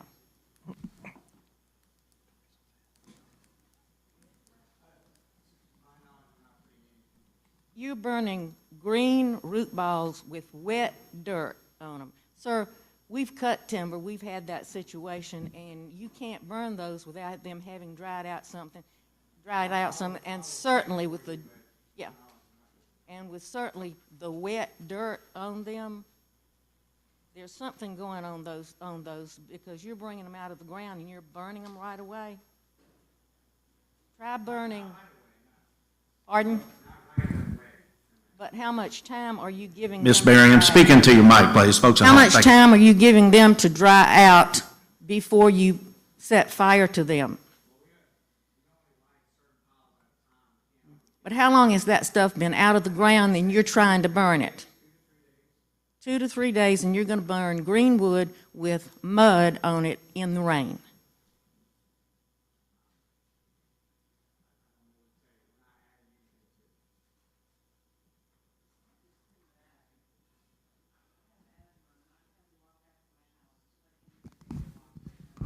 Again, if we can speak into the microphone, there are people who couldn't be here tonight trying to listen on YouTube, and we somehow just, if we have a comment, can we use a microphone? 7 times that's been asked. Okay, well, those are my points. I just don't see how some of these studies are accurate when not everything has been taken into consideration, and I'm still not quite understanding how you burn wet root balls within a short amount of time after you get them out of the ground. We never were able, whenever we cut timber, without putting diesel fuel on them and lighting it. So I'd like to know that in preparation for our next timber cut at my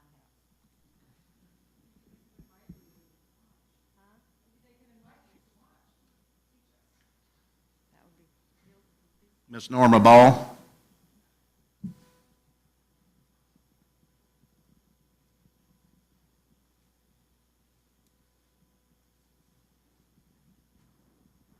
Norma Ball, Norma Ball, 208 Maple Ridge Road in Blythewood.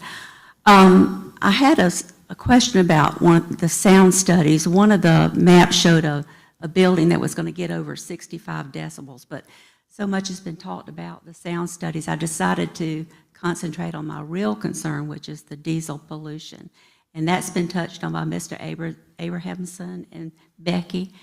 And I talked with Mr. Gwynn, the railroad guy, and asked him what tier of locomotives would be used, because from my research, tier 0 is the most polluting, and then 1 is a little less, 2, 3, 4, 5 is the least polluting. And he said he wasn't quite sure now, but he felt like it would be 0 and 1. Is that still your answer? Okay, would you speak up then? Where's that handheld mic? The handheld mic.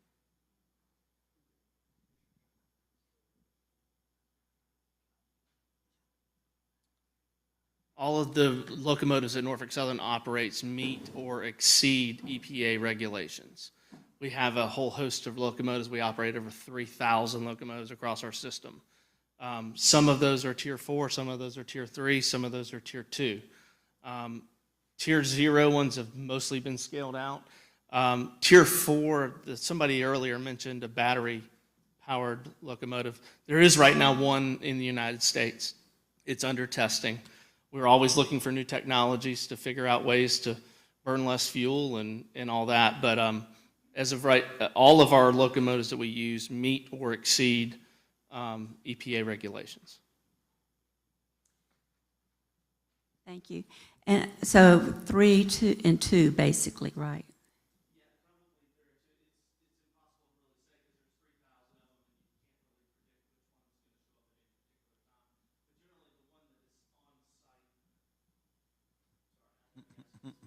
Oh, go ahead. The ones that are on site, most of the time, is a small switching locomotive. So those have the lowest amount of diesel fuel emissions. The ones that run on the main line that haul long, heavy trains are generally your more intensive fuel-burning locomotives. And my other concern is, I assume there's going to be cranes that lift the constructed cars off of onto the trains back and forth. There are not going to be any cranes.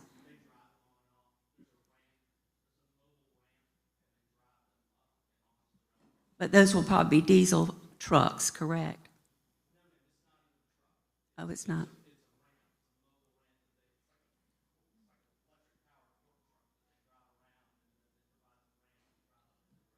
Do you know if there will be diesel trucks on the plant site on a daily basis?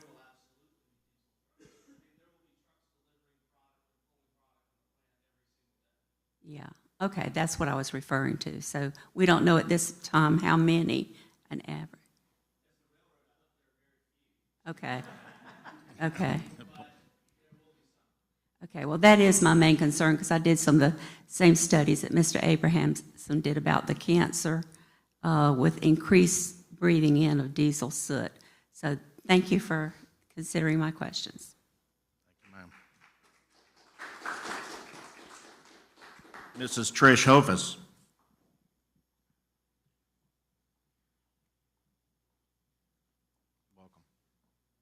Thank you.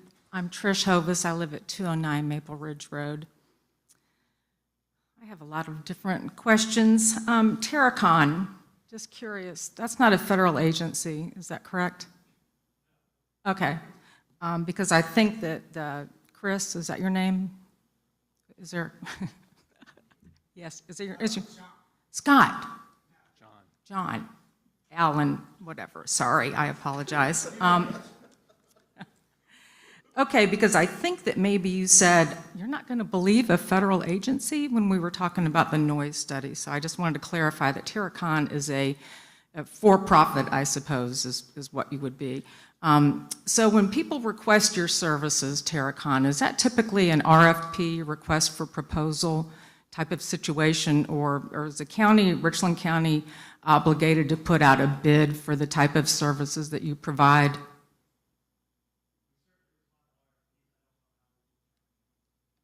Is this the first project you've done for Richland County? I noticed that you're on Clemson Road. If I'm correct, you're within earshot. Yes.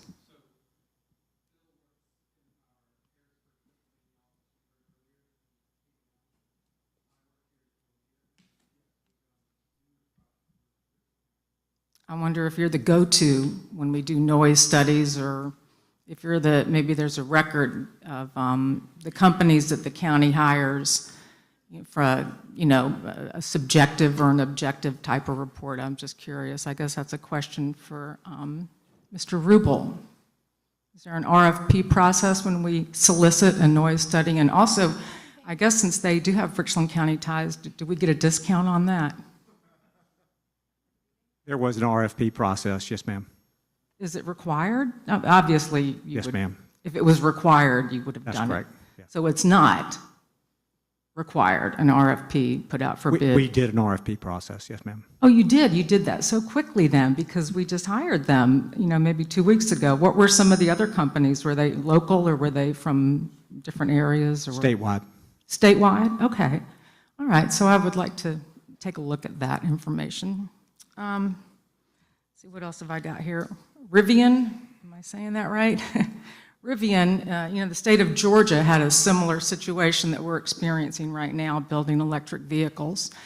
And the same amount of, well, not the same amount, but a great deal of money was given to the state of Georgia, and Rivian, I believe, won that bid.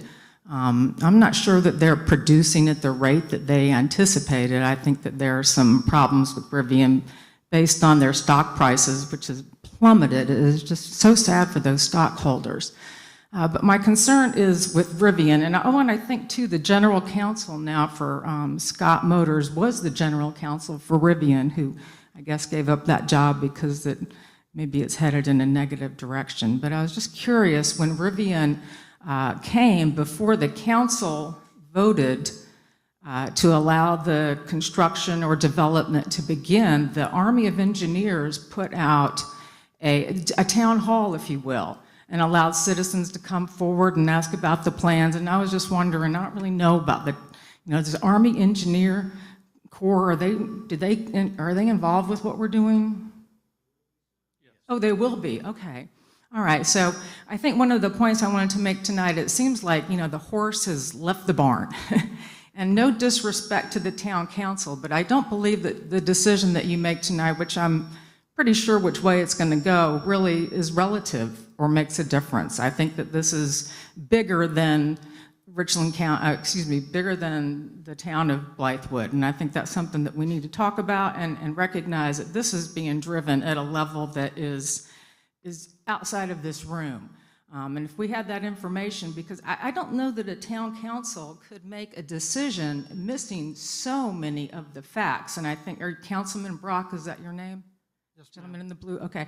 So you miscommunicated something tonight about the facts and the train and when it runs, and the gentleman from Norfolk Southern was able to come up here and give us the correct information. So I just think it's really important that when we're talking with one another and trying to communicate, that the communication is in earnest and that we do fact checking, because sometimes people have a tendency to get a little emotional when they don't get the facts. So my concern mainly over this is that this is going to get passed. It just is. And the level of construction that has already occurred is, like I said, the horse is way out of the barn and is never coming back. And I wish the best for everybody, but I do think that there should be some type of forum for us to ask questions of the state or the governor's office or Scout Motors in a responsible, unemotional, professional way, as opposed to, I don't know, making a grocery list. So that would be my suggestion, and that would be, let me just check my notes here and make sure I covered everything.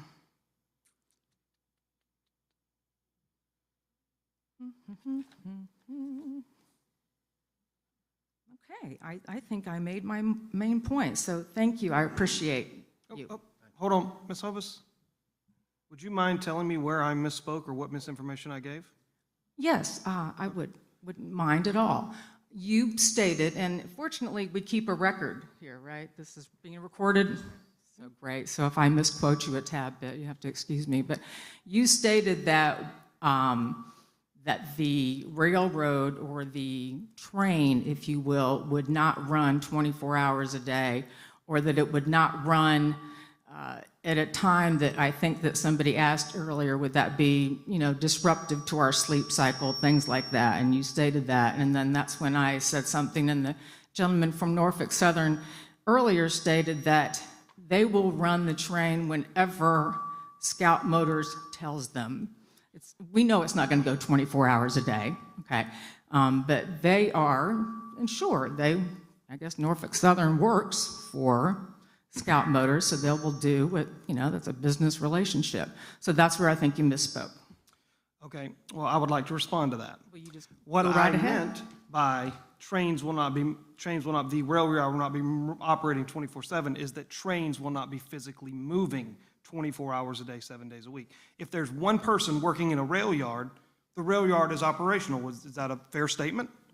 So if they are moving vehicles onto a stationary rail car, which you will not hear those noises, that rail yard is operational. However, trains are not moving. They're not going to move vehicles onto moving trains. 24 hours a day. Right. Well, they may be moving vehicles onto trains 24 hours a day, but those train cars are not moving. I think we knew that, but thank you for clarifying.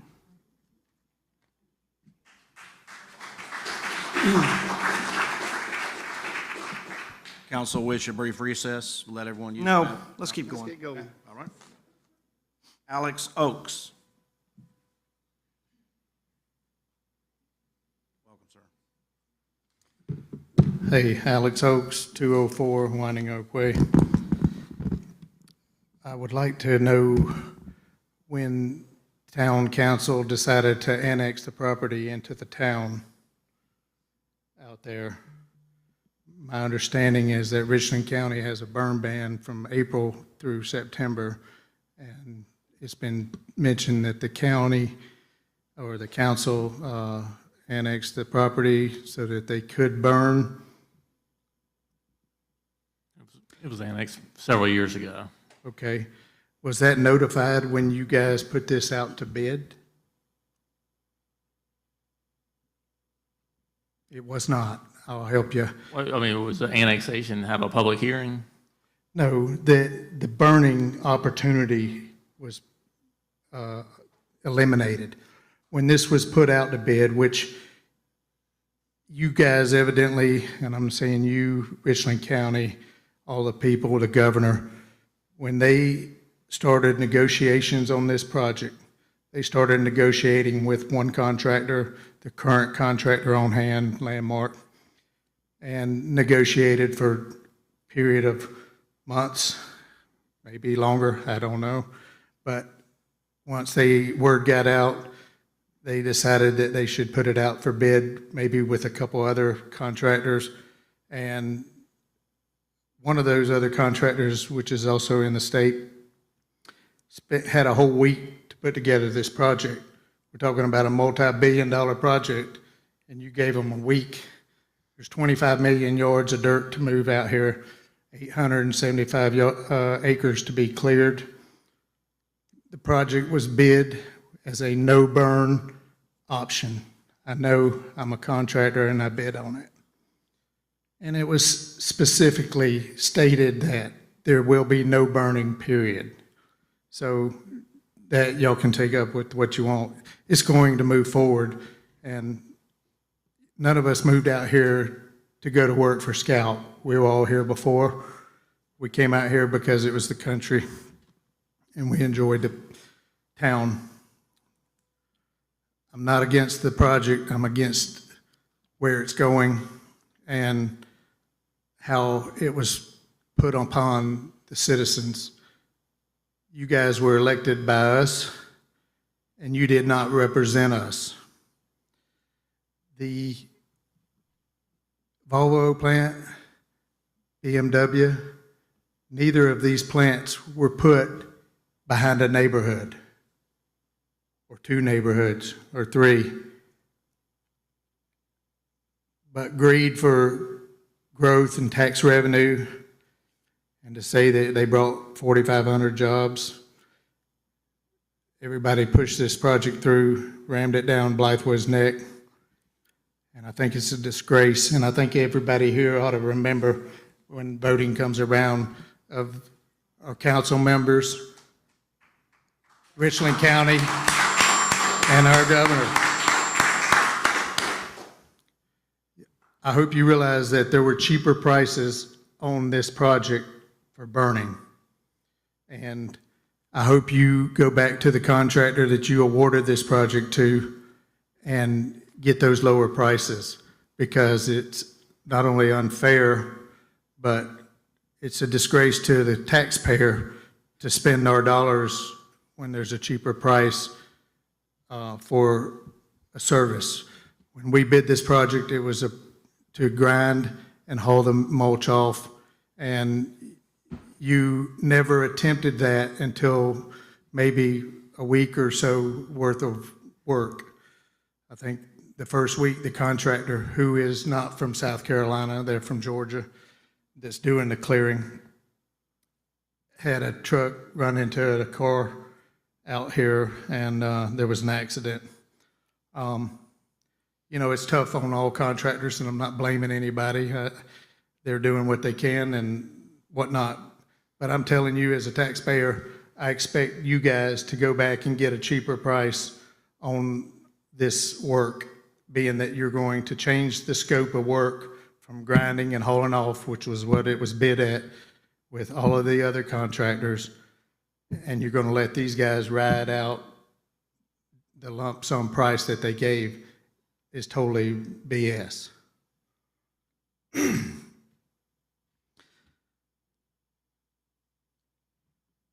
Excuse me. I know that one of the other bidders, who's probably one of the biggest contractors in the state, also bid on this project. They got a total of a week to put a bid together. They turned it in, I believe, on Tuesday afternoon. On Wednesday morning, whoever was in charge of that duty told them they didn't get the project.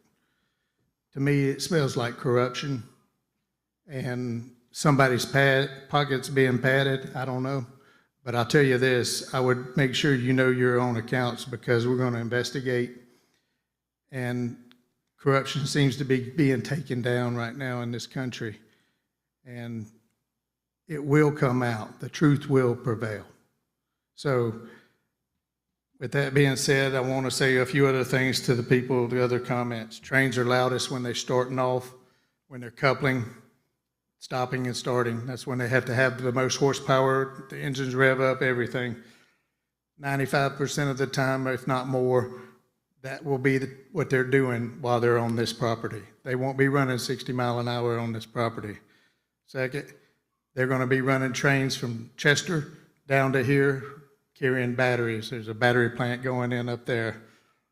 Also, there's a battery plant going on in Florence. Clearing, you can burn those stumps if fire gets hot enough. Usually you do have to have diesel.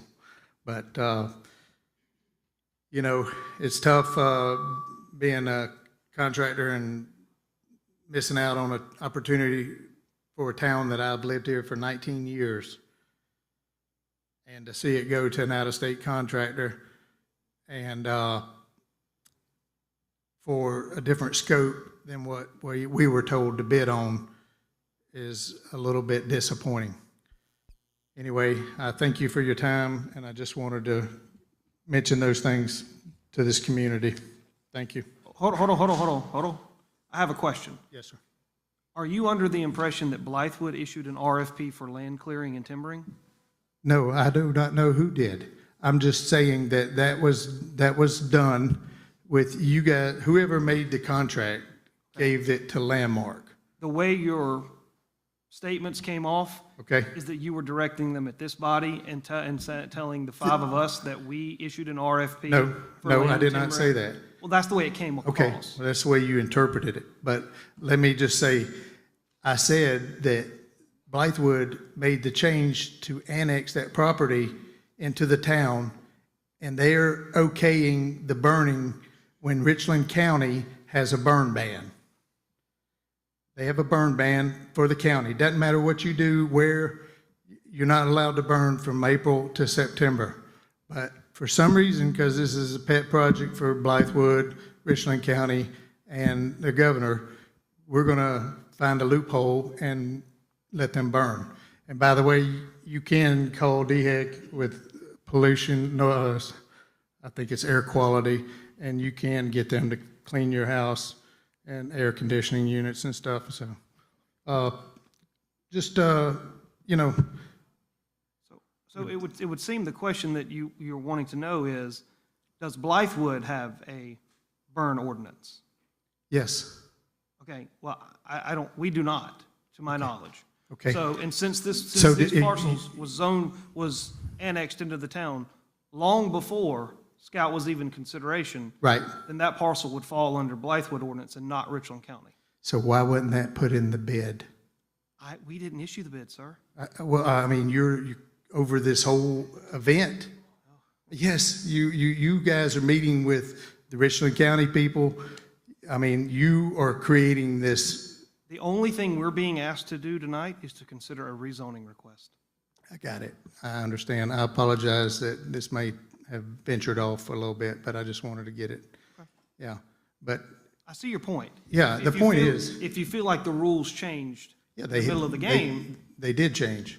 Okay. And so whoever is responsible for the bidding did not enlighten the other bidders to know that they could burn. Fair because enough. I have it in writing specifically from Landmark that there will be no burning allowed. Okay. Okay? Yes, thank you. Thank you.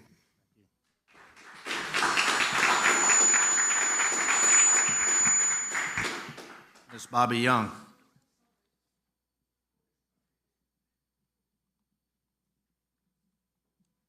Bobby Young, Fulmer Road, Blythewood. I feel puny speaking after this gentleman that has some really, really, really good information. But he's right. We've been strapped. It's like riding a horse. You guys have been pushed by Richland County. Richland County, for years, have been putting little tiny developments all around us and clogging up our streets, clogging up our community. I mean, polluting. It's just incredible. And then when Richland County bought that property, we should have realized right then and there that something funky was going to go down. And it has. It has gone funky. Okay, so Blythewood does not have a burn ordinance, but Richland County does. And guess what? We're in Richland County. What? You guys don't know that? We're in Richland County. I spoke with a lady this morning at DHEC, and she said, straight up, that in Richland County there's a burn ban. You're not allowed to burn between April and September. My husband has COPD. He's a veteran. How many other people have asthma here? How many other people have asthma? And we've all been taxpayers for years and years. We deserve something too. We might not be scout, we might not have millions of dollars, but we've been living here for a long time. You guys are despicable. It's horrible. Also, I heard about something called mitigation, where you might be able to take a plot of property off of our community because it's a wetlands, and what you're going to do is in perpetuity take care of somebody else's property in the low country. What kind of crap is that? That's wrong. This is all wrong. And let me say from the bottom of my soul, I think it's wrong that lawmakers don't have to follow the law. It's wrong. And here I am getting crazy again. But all this is nuts. I can't even go out in my yard. My car smells like smoke. I smell like smoke. My horses are snorting. I have an old horse with a bad eye. His eye weeps constantly. What? That's all I have to say.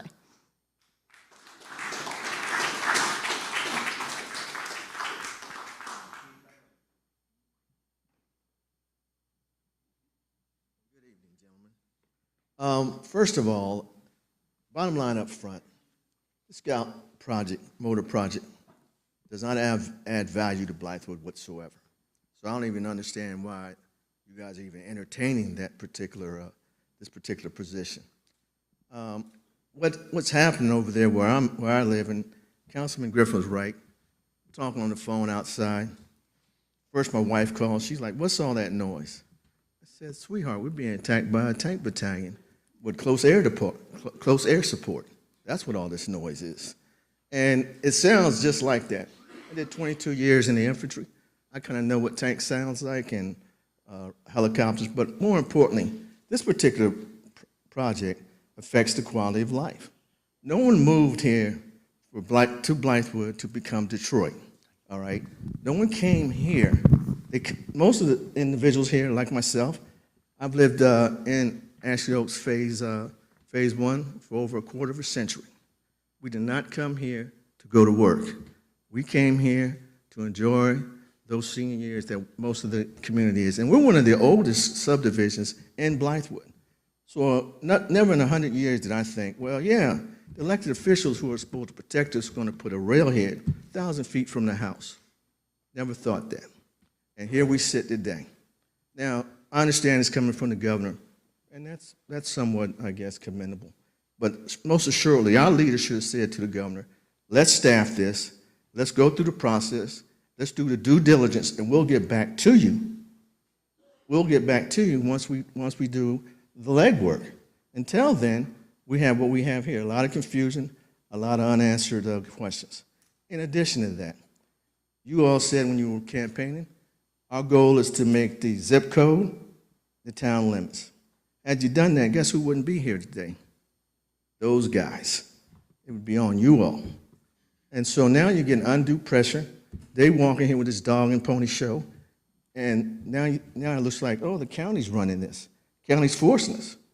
Well, we want you all to do what you're supposed to do and stand up for us and say, look, pump the brakes. We got to do due diligence and find out what all the information is and get the questions answered, as opposed to, well, it looks like this is going to happen. No, it doesn't have to happen. This falls in you all's responsibility.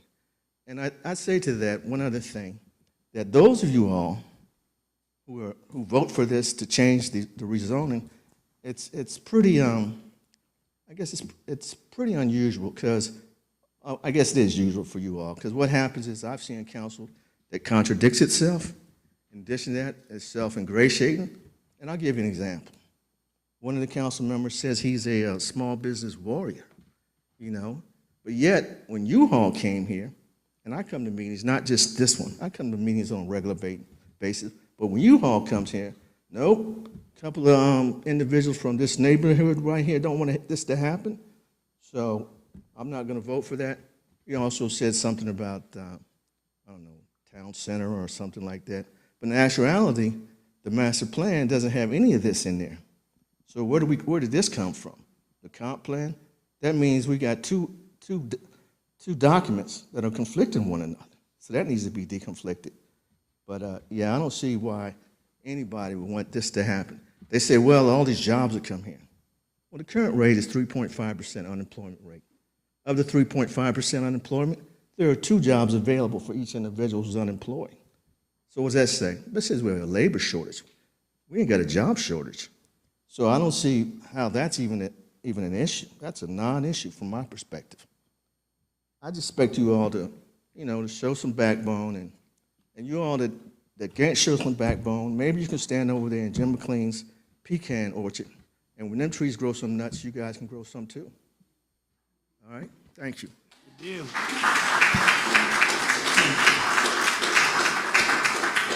Okay, anyone else that didn't sign up wishing to speak, come on up, please.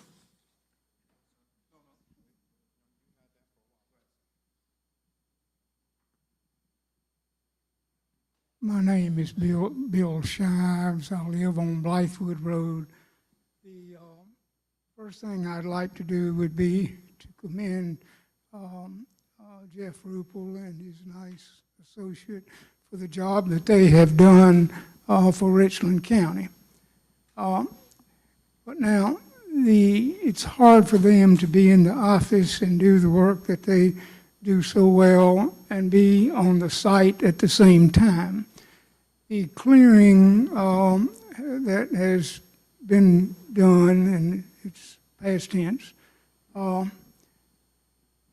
it came up to within about 45 feet of our property at one side, and it borders us on all 3 sides.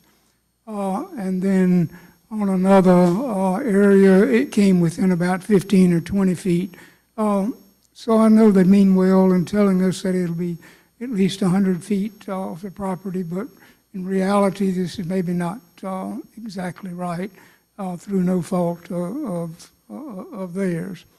And I might also comment to our nice folks here from the railroad that back some mighty long years ago, I saw a need for policy change to be made within the railroad system, and they sent a representative in here from Washington to see me, and he asked me to write a letter to Washington, and it was accepted on a nationwide basis.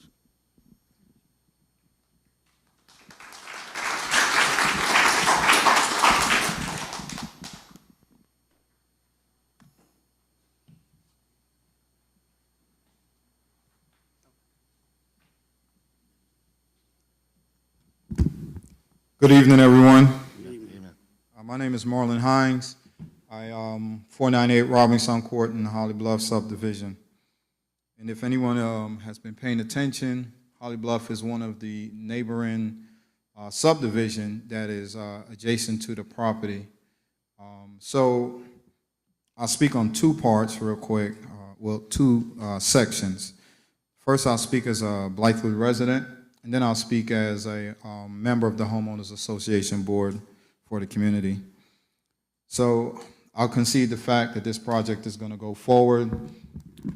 In some form or fashion, it's going to move on.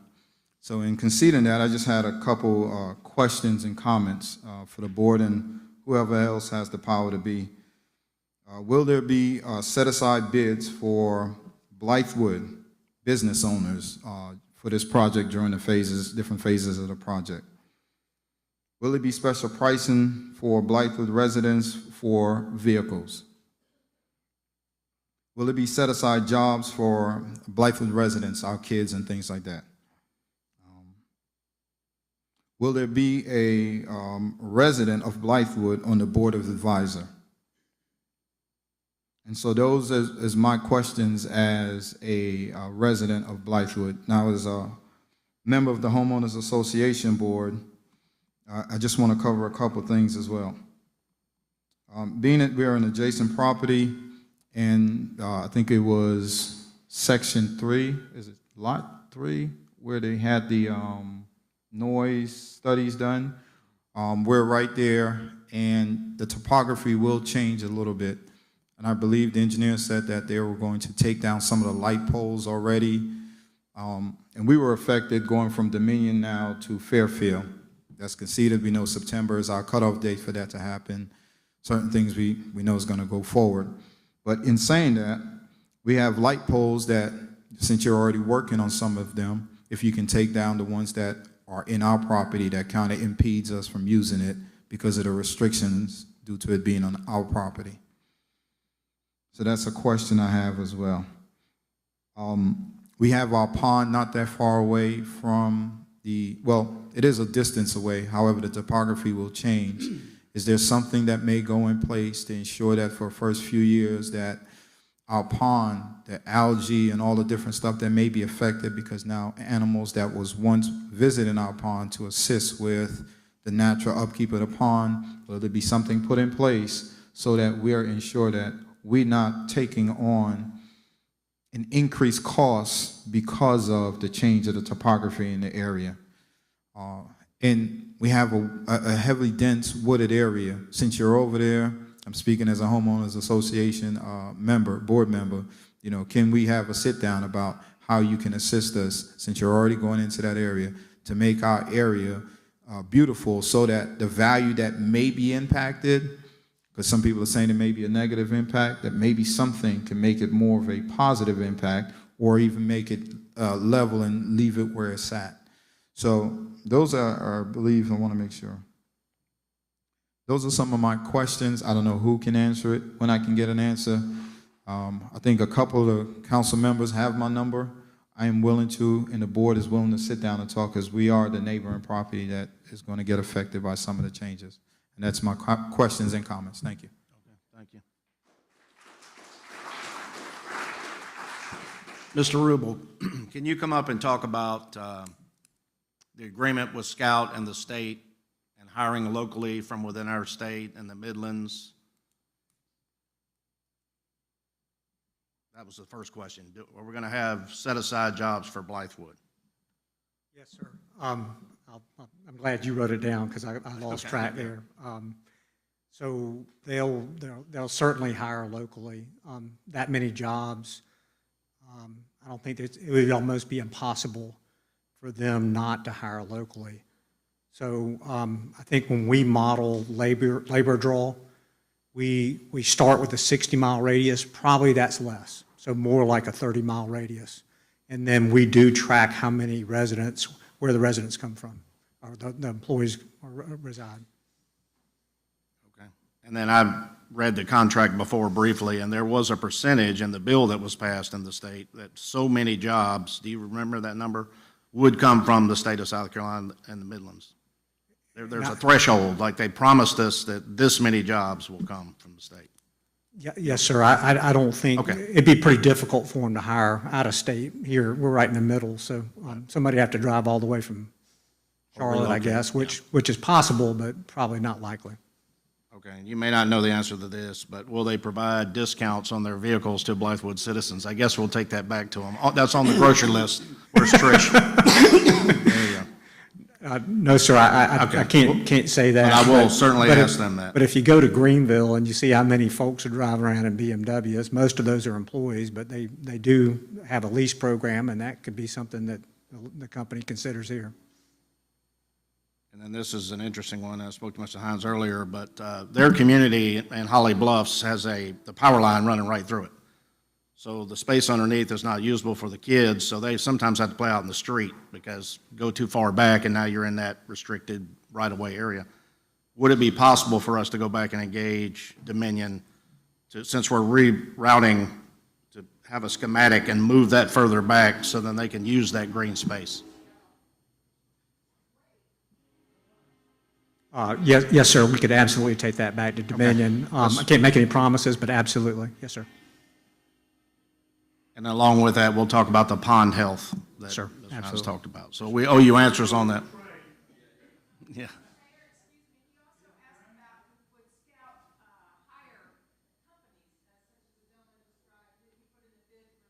Yes. Yes, we will certainly do that. Absolutely. There's a lot of concern community-wide, but at the county level too, about hiring both small business and local business. So they intend to have supplier fairs here.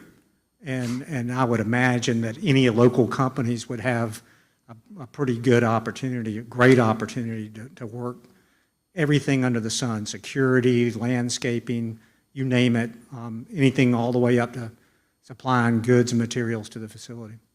Okay. Yes, sir.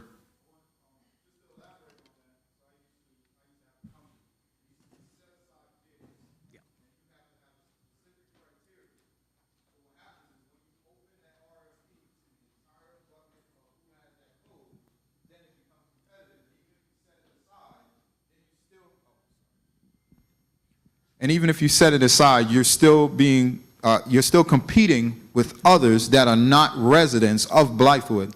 So the way you can build and code that is that Blythewood residents, not the ones that show up tomorrow because they hear about this, that have a business that that they can fulfill that bid because they still have to qualify, that should be set aside, and it's automatic unless there's 2 or 3 that can compete. So it's set aside bids specifically for homeowners and residents of Blythewood that have businesses. Yes, sir, I'm not a procurement specialist. I'll give you my business card and we can follow up afterwards if you like. Okay, any other questions? I have one question. Somebody, I think you mentioned earlier that what you're deciding here tonight is how to vote on the next stage, right? Of what kind of zoning you're going to do. What are the repercussions of that decision, if you vote yes or vote no?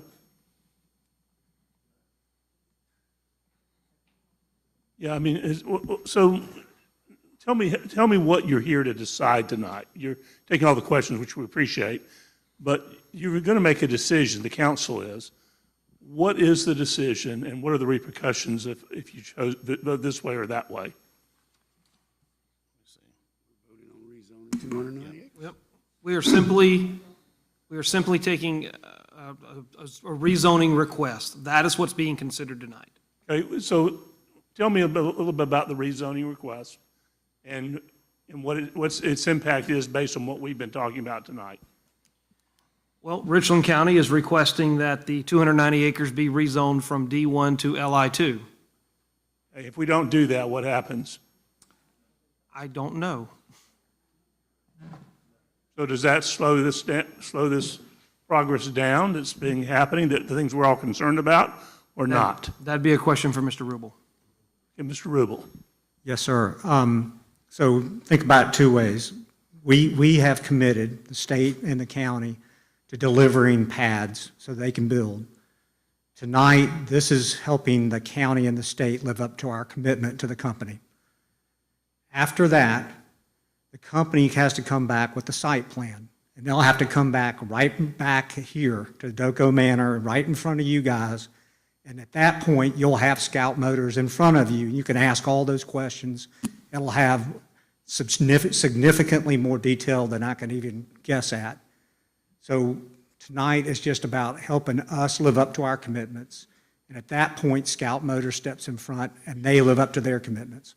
Well, that's your commitments, the county and state. It's not our town's commitments. It's not our neighborhood's commitments. And so as the town council members that are representing us, my question is, how are you guys going to vote? You're about to see in just a few minutes. Okay. Ms. Livermore. Good evening. I wasn't planning on speaking, so I know that Richland County made a lot of decisions about this. But one thing that I believe that the battery cars are being put in because it's environmentally safe. But I'm hearing a lot of people speak about the burning and the chemicals. And I know that I've been affected by the smoke. It's affecting me personally. And so I'm wondering, why are we burning if we're putting this plan in to be environmentally safe when it's affecting the community? I mean, I feel like that people are more important than money. I mean, if we're really doing these batteries for the reason that we're saying, then why we're sitting here? I have been trying to make an appointment with my pulmonologist. because my asthma's been worse. I couldn't take a walk because of smoke. But this is environmentally safe. So I really think we need to reconsider what we're doing. Stop the burning. Think about the residents. Think about the people. Think about the children. And we need to wake up. This is like really affecting people. And I know there's jobs and stuff, but there's areas that are more rural and not backing up to neighborhoods and children. And my main concern is the children and the people. And that's, I just think we all need to think that way. These batteries, how is that going to affect people if they're going to their doctors to get more asthma medicine, which I have to? And I'm here trying to work with children, and I'm trying to take care of them, and I'm having a hard time. I'm sorry, but I just think it's not right. You got to stop the burning. If people have soot on their car and they smell like smoke, and we're doing this for the right reasons, I'm sorry, it's not right. That's all I have. I appreciate it, and I believe that a lot of this really, decisions were made, and Blythewood's kind of stuck in the middle of it.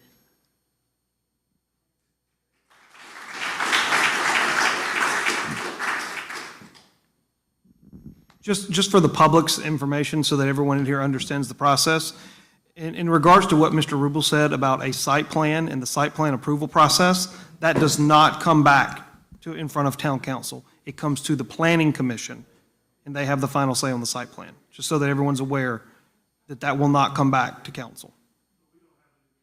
No, that's not what I said. I said it comes back to planning commission. Planning commission is an open meeting. They generally meet the first Monday of every month.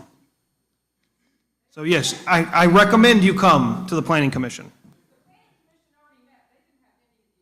This is, okay. All right, come on. That is simply not true. So I'm going to go back to an earlier point, Mr. Mayor, if I may. Please, go ahead. We are here for second reading of rezoning of 290 acres.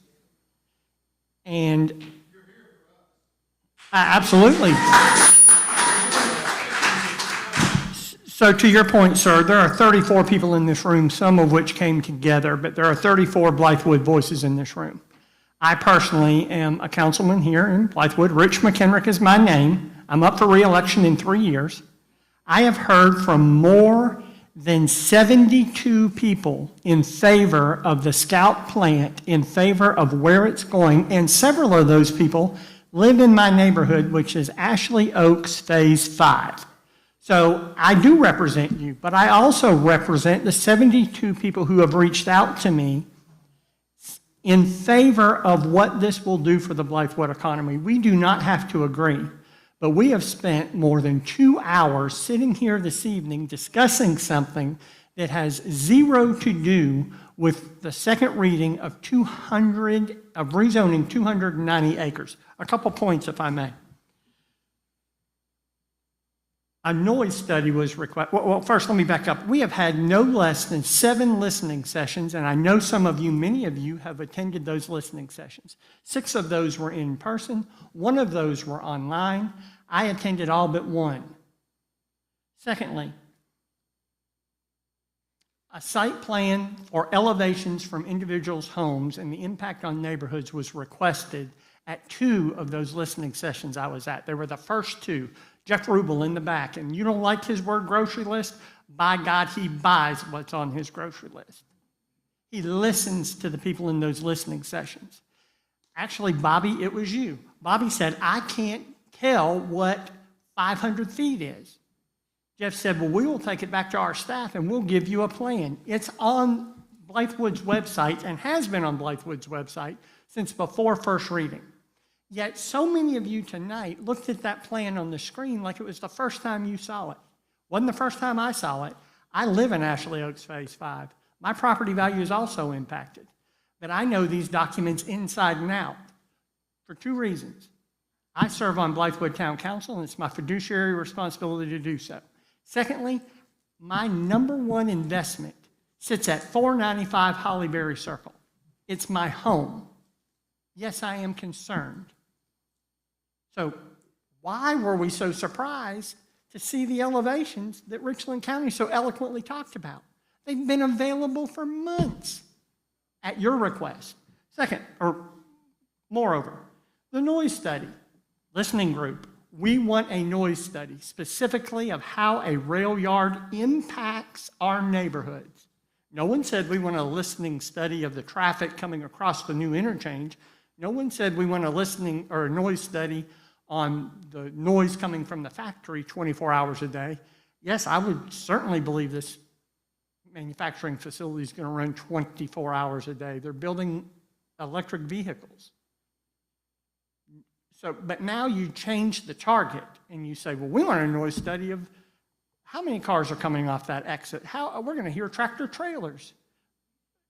Noise studies are very specific, as the gentleman, and I appreciate you coming up and explaining to that.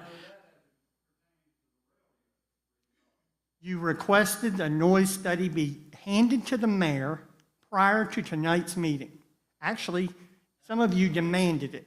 And I can tell you, Richland County, I have been on the phone with Jeff Rubel at least once a week since our first reading, and I was on the phone with him prior to first reading. Scout officials will make themselves duly available at the right time. We're rezoning 290 acres this evening. Scout does have to provide a detailed, in-depth site plan to the Blythewood Planning Commission. By the way, you can't threaten to unelect them. They are volunteers and woefully unappreciated. Volunteer to serve on the Planning Commission. The mayor will interview you, and you will have a stronger voice in the process. 15 reports have been posted on the Blythewood Town Hall page since May 15th. And they're on BW Scout, which Mr. Hovis is an administrator on, Bobby is an administrator on, yet some of you acted like tonight was the first time you've seen them. You asked to make those reports public, we did. Again, you say there's no transparency. Jeff Rubel, in my opinion, has jumped through every hoop on, and I know y'all don't like his term, grocery list, but Jeff Rubel gives results. If you ask for something, he gives results. You criticized the 5-foot berm, which was put there because people said they wanted a berm. And now tonight you criticize the berm. So don't move the target. Hold on. I have sat here for over 2 hours. Richland County Economic Development, in conjunction with Richland County Council, and on the first row, Councilman Derek Pugh is sitting on the first row.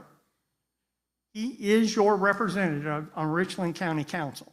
How many of you went to any of the 3 readings at Richland County Council on this project? That's pretty telling, because last time I checked, Richland County is where you pay taxes.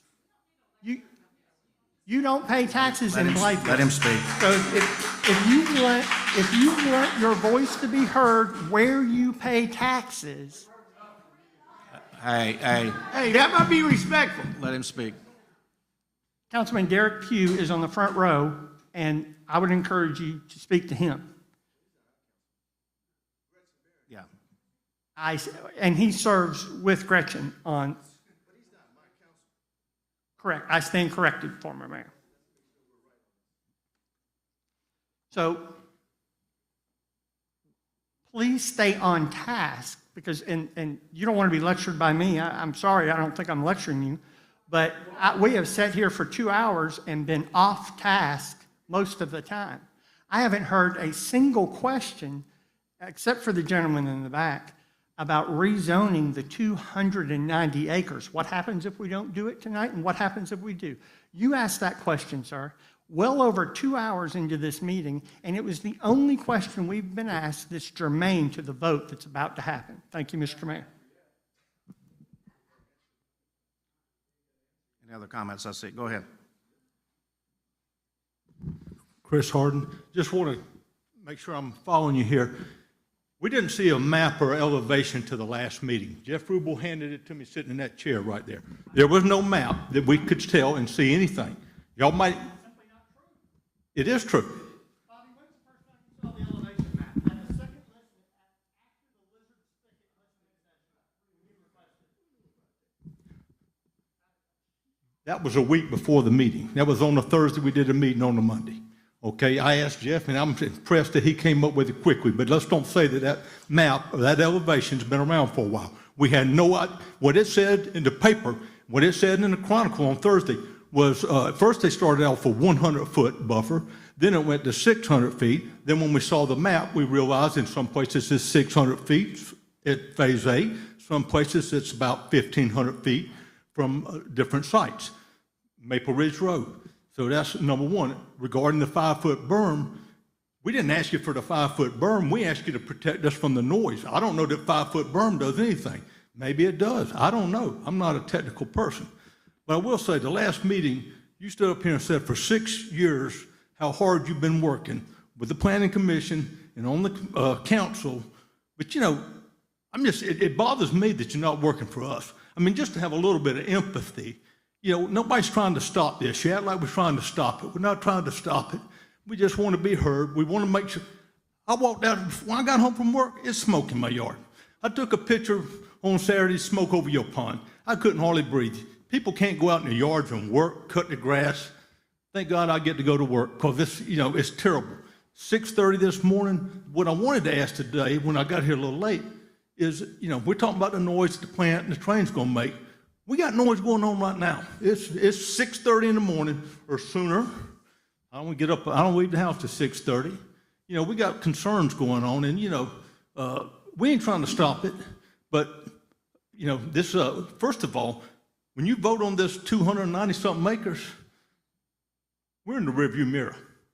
That's reality. We're in the rearview mirror. We're taking everything on promises, and, you know, I don't know if, I mean, hopefully they'll get out. I have confidence Jeff's done a great job and will work with us. But, you know, we don't know. When this thing gets voted, obviously it needs to be voted on, and light industrial is better than having residences back there, to tell you the truth. I mean, I understand that, but again, we got pollution, we got noise possibly. We just want to know, you know, I don't know if 5 foot's going to do anything for us. And we've heard different things. We've heard talk about a fence or vinyl fence or this or that. And, you know, we're not trying to put it down. We just want to know before you cast this vote tonight, it's over for us. We're, you know, this is Ashley Oaks here because we got 290 acres right up against the back of our neighborhood.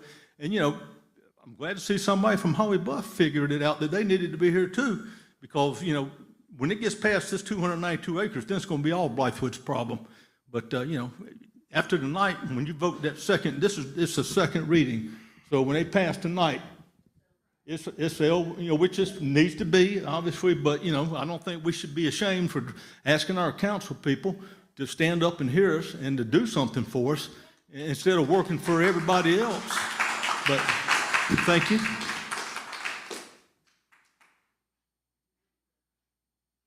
Anybody else?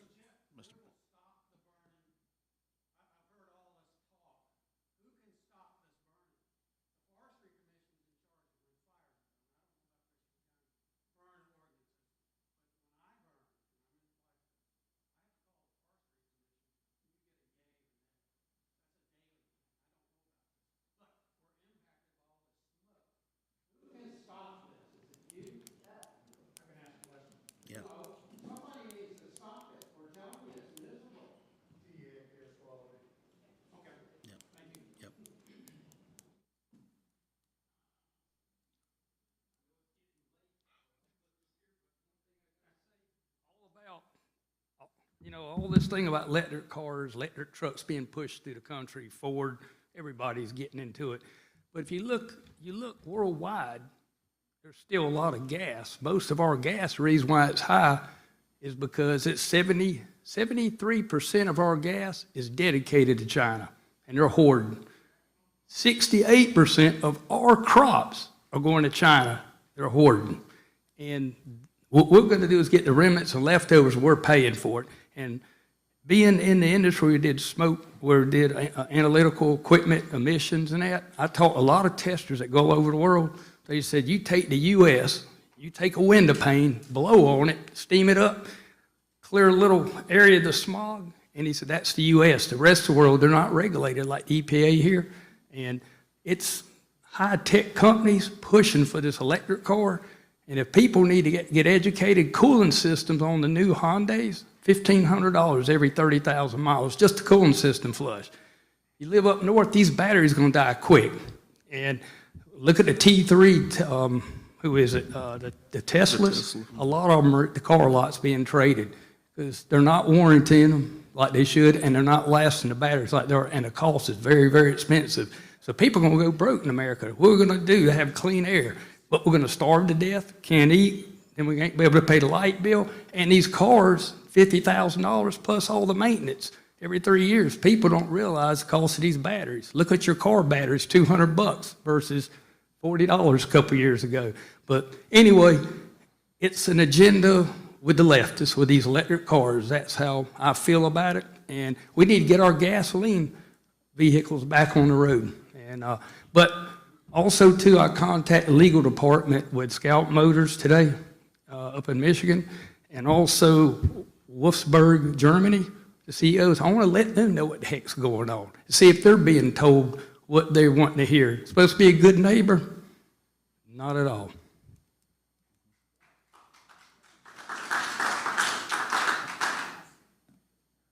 Anybody else?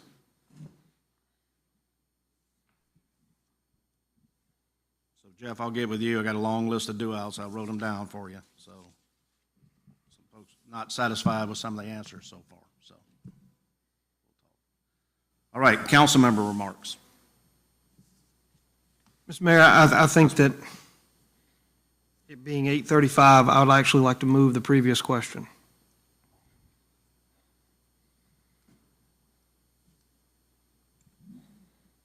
Does anybody know what that means?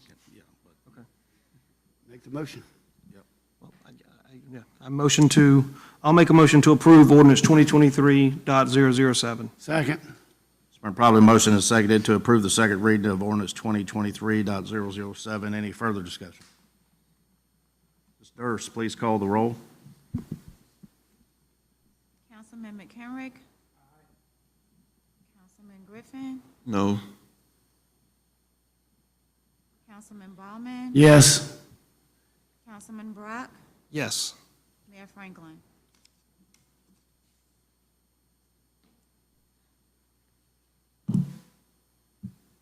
No.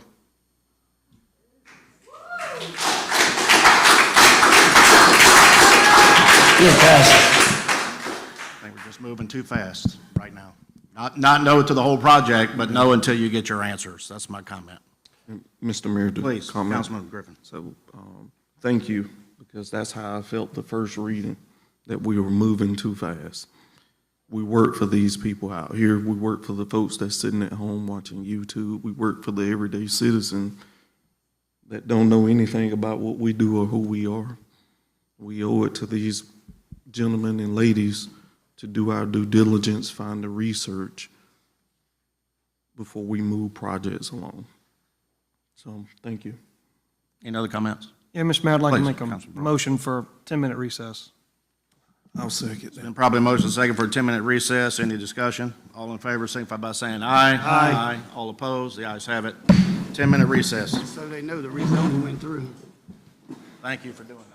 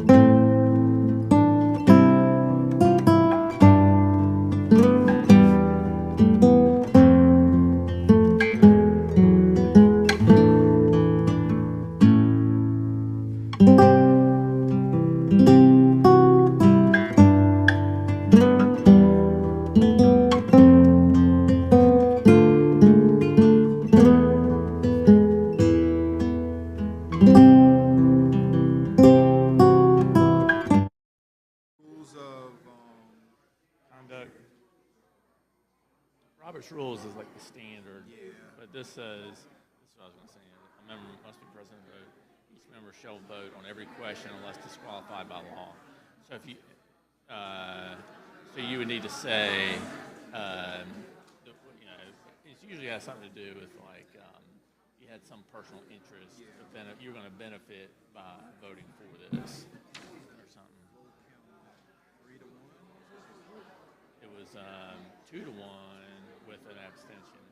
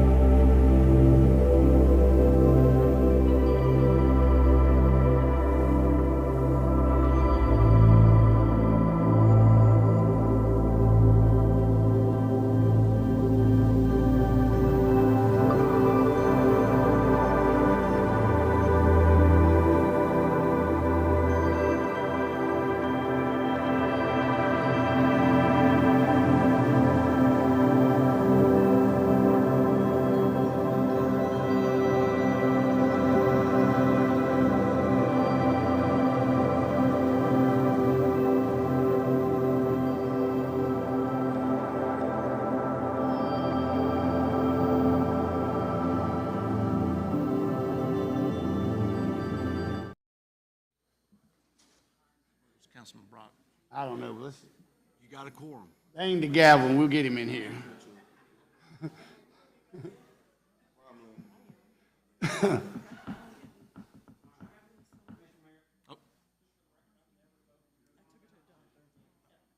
Yep.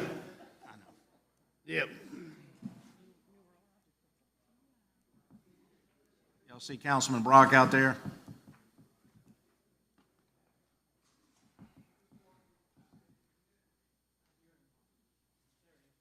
Okay. I'll call us back to order and open session. Thank you for that brief recess. Continuing on tonight, we have a first reading, discussion and approval of ordinance 2023.009, an ordinance adopting annual capital and operating fund budgets for fiscal year 2023-24. Mr. Williamson. Thank you, Mr. Mayor. Yes, what we have before you is the budget for fiscal year 23-24. First off, I want to thank our office manager, finance, HR, Julie Emery, for the bulk of the work to get this to this point. Thank you, Julie. Thank you. This is the first reading of the annual budget for fiscal year 2023-24, beginning July 1st, 2023, ending June 30th, 2024, for all the town's operating and capital improvement funds.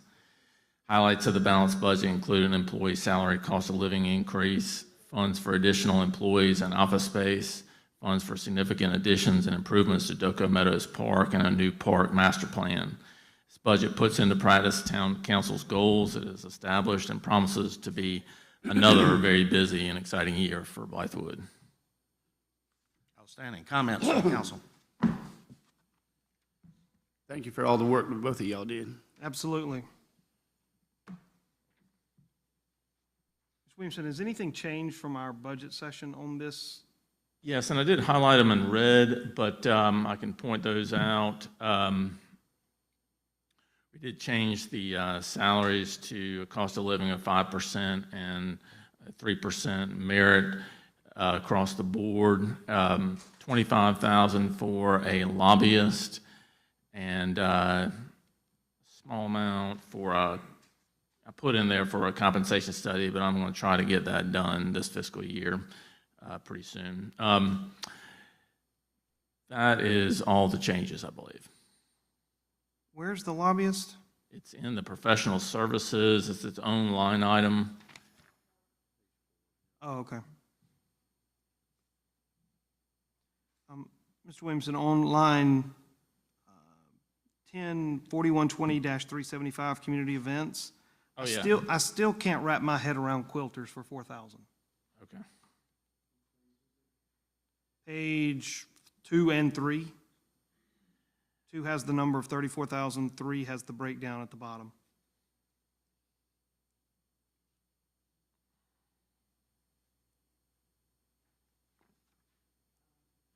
I mean, farmer's market, community event, yep, checks the box. Purple Heart, yep, checks the box. Christmas parade, yep, checks the box.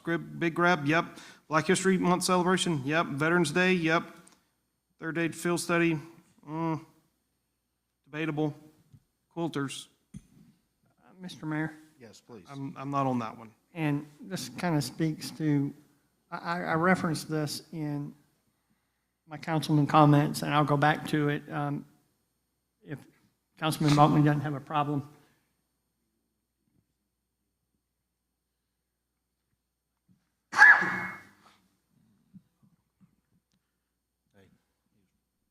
Go ahead. Councilman Maltman, do you have any issue with me giving some clarification here from our subcommittee? No, go ahead, and because we discussed that, you go ahead and fill them in. Okay, so part of our recommendation as we come back, and Councilman Brock, this speaks to your question about community events. If you look through the budget and clear up to, I don't know what we call it, from movies in the park to community events to outside agencies, there's some gray area at best in some of these categories and how things got there and how much is being requested versus how much we've given year after year. So part of the subcommittee's recommendation, very much at a cursory glance, is going to be to combine all monies that the town gives away, to put them all in the same section of the budget, and possibly consider those areas of the budget community impact funding. So you would have a heading, community impact funding, and under that, Now we'll break out what is community events, what is a cultural event, what are outside agencies, which we're probably going to recommend be renamed, and then what are sponsorships? What do they look like, and by what means are we giving this money away? So there's some criteria by which we can measure, which is going to catch things like cultural events, which is something that somehow has come under the guise of the Historical Society and Museum, which include everything from Black History Month to quilters to the third grade field trip study, Veterans Day. So there's some good evidence or some good viewpoint that points to the town could certainly pull off the Veterans Day celebration possibly, or other events that we have somehow allocated just under the Historical Society and Museum. So I say that because, again, we didn't want to throw any hand grenades to staff, but we're going to try to propose cleaning this up, which is going to take a budget amendment, but it's going to be after the budget's approved. Councilman Brock, I don't disagree. We specifically talked about quilters. We did. Or how line items get increased under some of these categories. So that is part, we spent a good amount of time in the subcommittee talking about that, and it's going to be one of the driving forces for the policy coming out. So I just wanted to be very clear, and that's why I asked Councilman Bachman if I could go ahead and clarify, so we don't sit here for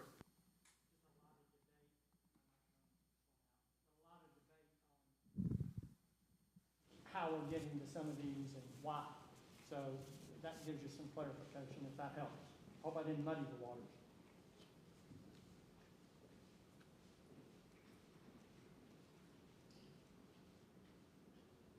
Okay, how do we propose we get to that? A special call meeting before the second reading? No, sir, I would propose we look at the budget from last year's levels, which in this case would eliminate quilters because it's an ad. But we, as a subcommittee, would pick up any new ads, very much like the sponsorship list that the mayor and council talked about. So those would be new ads. So hold the budget for community events, outside agencies, the sponsorships, the movies in the park until this council votes on the policy, and then we would issue one budget amendment. And this is obviously going to be after the budget's approved because we just don't have time. So let me just say, we did take out movies in the park and Correct. the dues for the chamber. And so I may have missed during the workshop that this was part of that. So would it be, you want to take out all community events at this point and then address them as part of the sponsorship policy? Understanding nothing's happening to that money. Correct. But I mean, as far as. Yes, that would be where the subcommittee is looking at going. Same thing with sponsorships. We're going to keep that sheet intact, but we're going to deal with it after a policy. That's Farmers Market, Purple Heart, Christmas Parade, Big Graham. 14.35 minus the 6, or I'm sorry, minus the 4 for quilters. Okay. So just put it as a zero, leave it on, but zero it out until we entertain the individual budget. Right, and then if what the subcommittee brings forward, if it's not supported by council, you still got the money. So again, just to confirm, you're saying zero out all community events or all the cultural events? We looked at outside agencies, Right. cultural We events, took that out. community events, and we're looking at retooling to a policy how you get there. So if you want to add those up from last year's budget and put a marker there with no increases, I think the subcommittee would be, that's the road we're going down. Because some people are going to say, you're taking Veterans Day, $5,000 out of the budget. How is that possible? Well, just put the marker in there for where it was last year with no growth. Let the policy go through, and then we'll do the budget amendment. Does that make sense? Well, I would say if we're going to treat it the same as how we did outside agency requests, we just took it out and zeroed it out. So just treat that the same, knowing we have it all documented, all the applications and requests and all Yes. that. Okay. Is that Okay with that? You okay with that? Does that make sense? Sure. Okay, so what I'll do between first reading and second reading is take the community events from 34,000 to 0. Miss Julie, I see your head spinning back there. You okay? Does that make sense to you? Well, but we also need to let these organizations know that the final allocation is not going to be zero. Correct. Right, yeah. Once we get through this first reading and there's a vote supporting this, then I'll contact the applicants and the recipients and let them know the kind of the timeline that we're on here. Okay.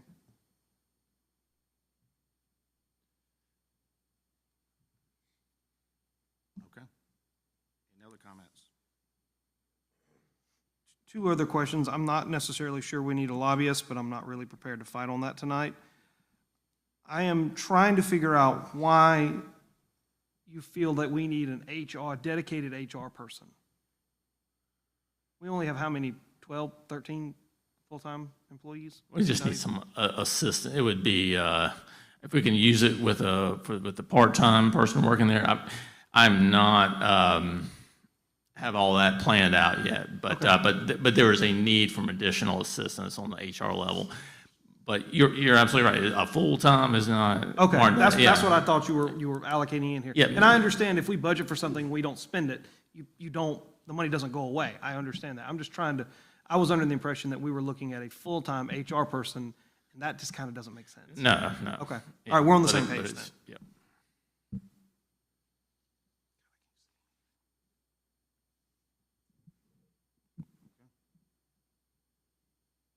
Motion to I approve. make a motion, we approve first reading of this budget. Second. It's been probably motion seconded to approve the first reading of ordinance. As amended. As amended. Yeah, as amended. As amended. Please. When are we going to see the draft for the policy? I would probably, Eddie, you can help me here, but I mean, it's a complex, what we're going to propose is equally as complex or more complex than the H-tax policy this council passed. That's why we were not pushing to have that done before the budget for obviously staff reasoning. So I believe I would like to think one more reading, maybe one more meeting, we could have a draft, and then tweak it, but if we need to, Rich and I'll meet too, but I think one more meeting between us, because we spent a few hours on this. And I already know I am out of the country for the July meeting, so I would anticipate August, because I would like to be here for the discussions of a subcommittee I'm on. Councilman McKendrick, that does not sound like an excused absence, sir. Not yet, but Again, this is just first reading. We can make all the tweaks and changes we need between now and the next meeting. So, yep, let's go. Okay, it's been properly motion seconded to approve ordinance 2023.009 as amended. Further discussion? All in favor, signify by saying aye. Aye. All opposed? The ayes have it. First reading is approved. Part D tonight is a first reading, discussion and approval of ordinance 2023.008, calling for a referendum on changing the method of election for the town of Blythewood. Mr. Williamson. Thank you, Mr. Mayor. As Blythewood is rapidly growing, Town Council expressed an interest in considering a change in the method of election of Town Council members from at-large to single-member districts. And this is a change that requires a referendum to allow voters to make that decision. The ordinance authorizes the town to add this question to the November 2023 ballot, and the deadline for this ordinance to be approved and submitted to Richland County Election Commission is August 15th. Councilmember discussion. Only have one question, Mr. Mayor. Was it determined the number of districts that would be proposed? Is that going to be, will that actually be on the ballot?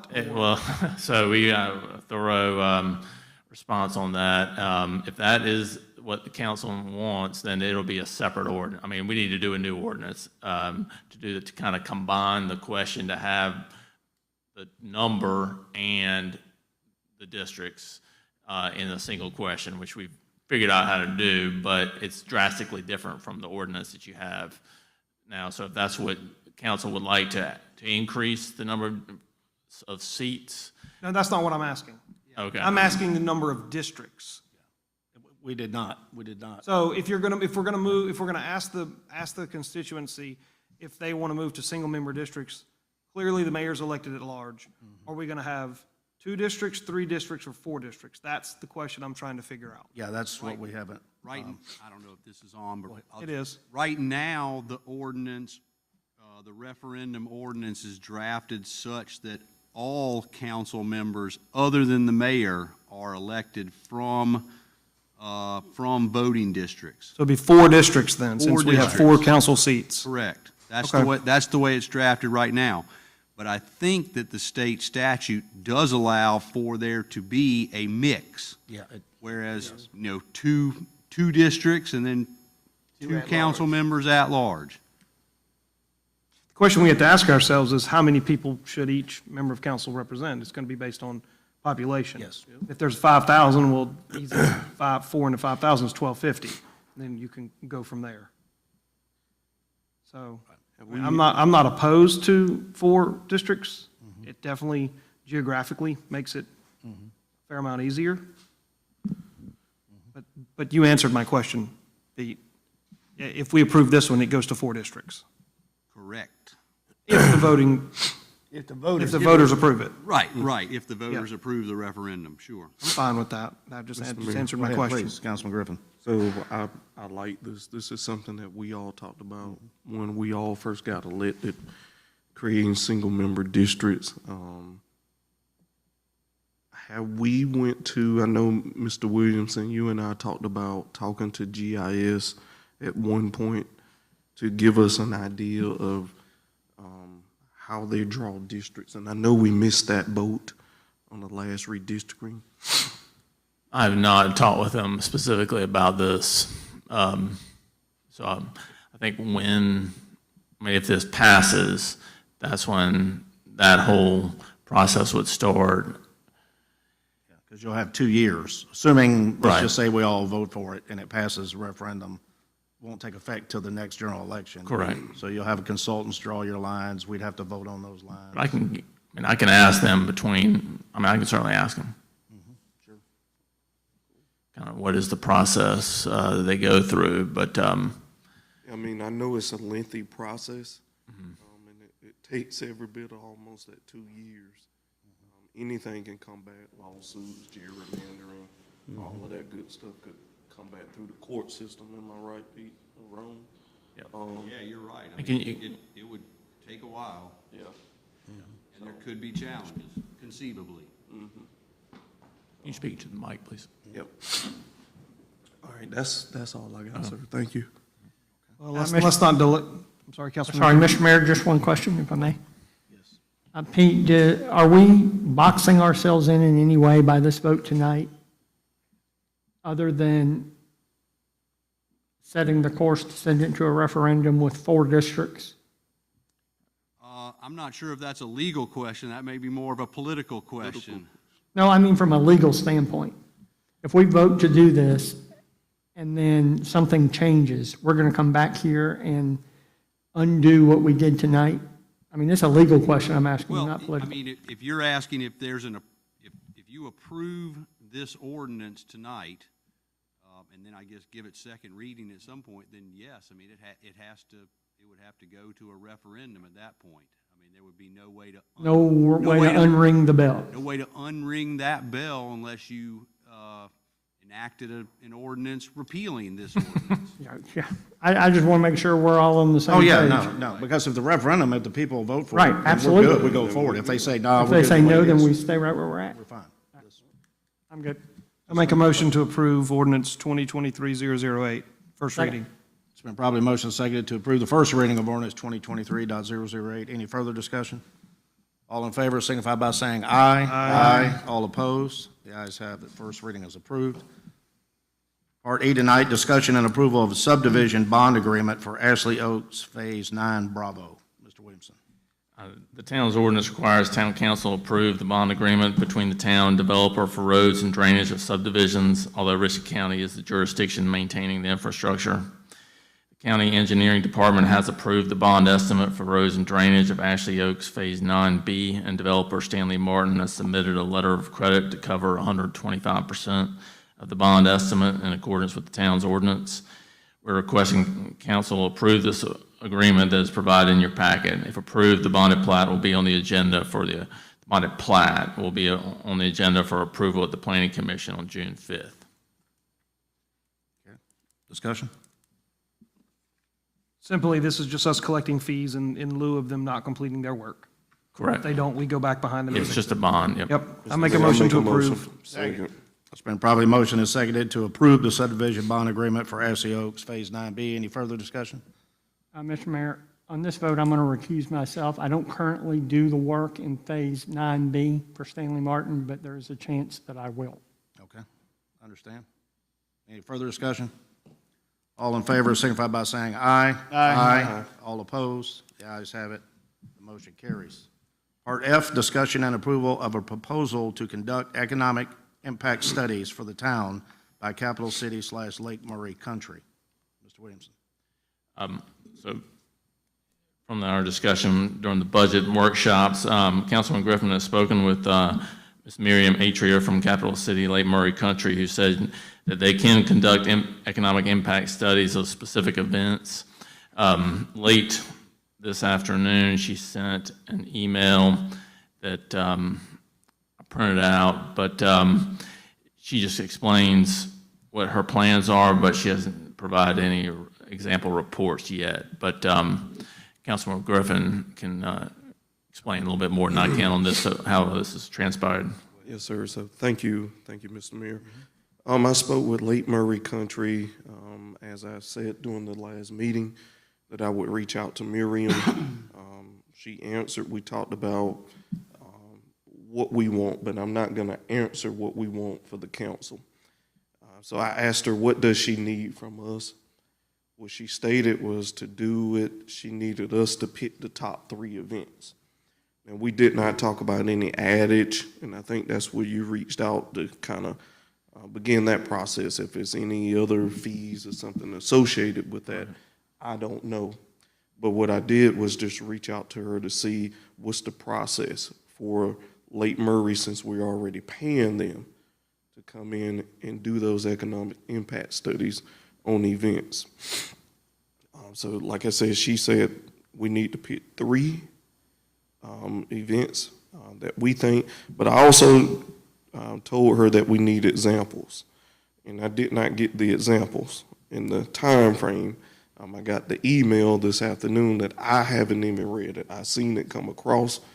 It's not enough time to read that, and I know she put some things in, but it looks like more questions on there. I would simply ask that we take this up on a later matter until we can get all of those facts in. But right now, we don't have the sheets. I asked for sheets to show each of us how they look, to get an idea of how we want our sheet to look, because she expressed several different ways of projecting the information. So I asked for those examples. So I'll ask the council to punt this to the next one if we have all the information. I think this is good. My concern here is the way I envisioned the discussion, and maybe I was wrong, correct me if I'm wrong, but we're paying money to a marketing firm. They're providing us service for events. What I thought we were going to do is have an outside agency see how much we're paying, what kind of impact, say, I'll just use the Rib Fest as an example. What kind of economic impact is the Rib Fest providing the town of Blythewood? And then is it worth the money we're paying to this marketing, or are they contributing to that impact or not? So I thought. And that's exactly what it is. Okay, perfect. That's exactly what it is. That's why I wanted the examples to show us from Lake Murray exactly how they look, how they project the information on those events. I just didn't want to signal out an event in my. Gotcha. Thank you for correcting me. That is not how economic impact studies work. Right, well, I'm saying. The assessment, so what you're proposing is, you're trying to figure out if Lake Murray is doing a good job with the monies that we're paying them. That's right. That is not an economic impact study. Right. An economic impact study is you get information from the event holder, i.e. the Greater Blythewood Chamber of Commerce and RibFest. You stick those numbers into a model, and it spits out the economic impact that that event has on the community. It has nothing to do with Lake Murray Country at all. No, and that's you on point with what my conversation with Miriam is looking at the events, not looking at Lake Murray Country and their impact. It's looking at the Rib Fest for just example. Right, but, and Councilman Ballman, you can chime in here, because when he brought up his concern specifically was, or generally, you can talk for yourself, are we getting our bang for the buck from this marketing? First of all, the impact study comes in, we see what it provides the town of Blythewood, that helps us during the budget process. But then, are you getting the marketing value for the money we're giving them? Isn't that what you were asking? Exactly, yes, sir. Yeah. And that wasn't. So how do we monitor that? That wasn't discussed when I said I would go That's to a Lake Murray separate Country. question. Yes, okay, so how do we do Separate that? analysis. How do we do that? Well, that's $1 million question, actually. I mean, when they come and brief, they'll show you, and we had some pushback on this last meeting, they'll show you how many clicks on a page, how many people made a phone call, how many people said they came here because they saw a billboard. I don't know how that's tangible. So what are we looking for? I mean, what's the $1 million question is, and Councilman Ballman, I'm just going to use you. What are you looking for? What's your question to Lake Murray? My question was that when we see what they put out, and I understand, and I've talked to people even here in Cobblestone and in Columbia Country Club, that during Masters Week, we did see an increase in golf here because the proximity, and they advertise our golf courses in their magazine, but they push their fishing tournament, they push everything that happens in Irma, Ballantyne, Lexington. They don't really push Blythewood as much. I mean, yes, they do advertise for us a little bit. So my question was, for what we're paying them, are we seeing a return on that investment? That's a separate question, just as Councilman Brock said, but that wasn't discussed when I said I would go to them. You're good. You're doing one thing we wanted to do is to continue to fund these events, and if we move into sponsorships and we want to fund a big tourist attraction event, what's the impact on our community? And that way we'll be able to say, well, that's not enough impact for me to spend $8,000 on, so I'm going to vote no to that. But I'll vote yes to one that does have a big impact. So that's one thing. His thing was, are you getting your value for your money and your advertising and marketing from Lake Murray? That's two separate issues. Yeah, so I guess you go back to the contract. What was the original agreement? Are they fulfilling what they said they was gonna do? So I guess that's just for us checking the box to say they done 1, 2, 3, but they didn't do 4, 5, or 6. That's just us doing our due diligence as council to bring them back and question those boxes. Mr. Mayor? Yes, please. Just a question for Councilman Griffin. If I'm understanding, your conversation with Capital City wasn't if they're effective. Your conversation was look at our top 3 events and tell us the economic impact they give Blythewood. They want us to pick our top 3, what we feel is our top 3. But do they do this for other people? Yes, that's why I asked for the examples. I got you. But you can't ask Lake Murray to determine the quality of their ability to market an event, because then you're asking them to audit themselves. That doesn't make any sense. That's my only heartburn with it. Yeah, that doesn't make sense. What you have to ask Lake Murray to do is say, okay, we had a Rib Fest. We gave $16,000 to this Rib Fest. How many people did it attract? How many people were tourists, within greater than 50 miles away? Each person that attends these events, there's a dollar value assigned. And then you take that dollar value, it translates into a number of hotel stays. I'm not convinced that any event, quite frankly, really drives hotel sales in our town, but there are some. And then there are models that they use to input the number of people based on their location, and how much money that translates into the Blythewood coffers. It only translates into two things: hospitality and accommodations. And then you have to decide if you're essentially getting a good return on your $16,000. If you're not breaking even, which is really hard to do at that level, do you continue to fund it when there are other viable alternatives to spend that money? Right. Because an event usually lasts 24, 48 hours. A tourist facility, i.e. Neptune Park in Hartsville, works 5 months, 6 months out of the year. A park works 365 days out of the year. So,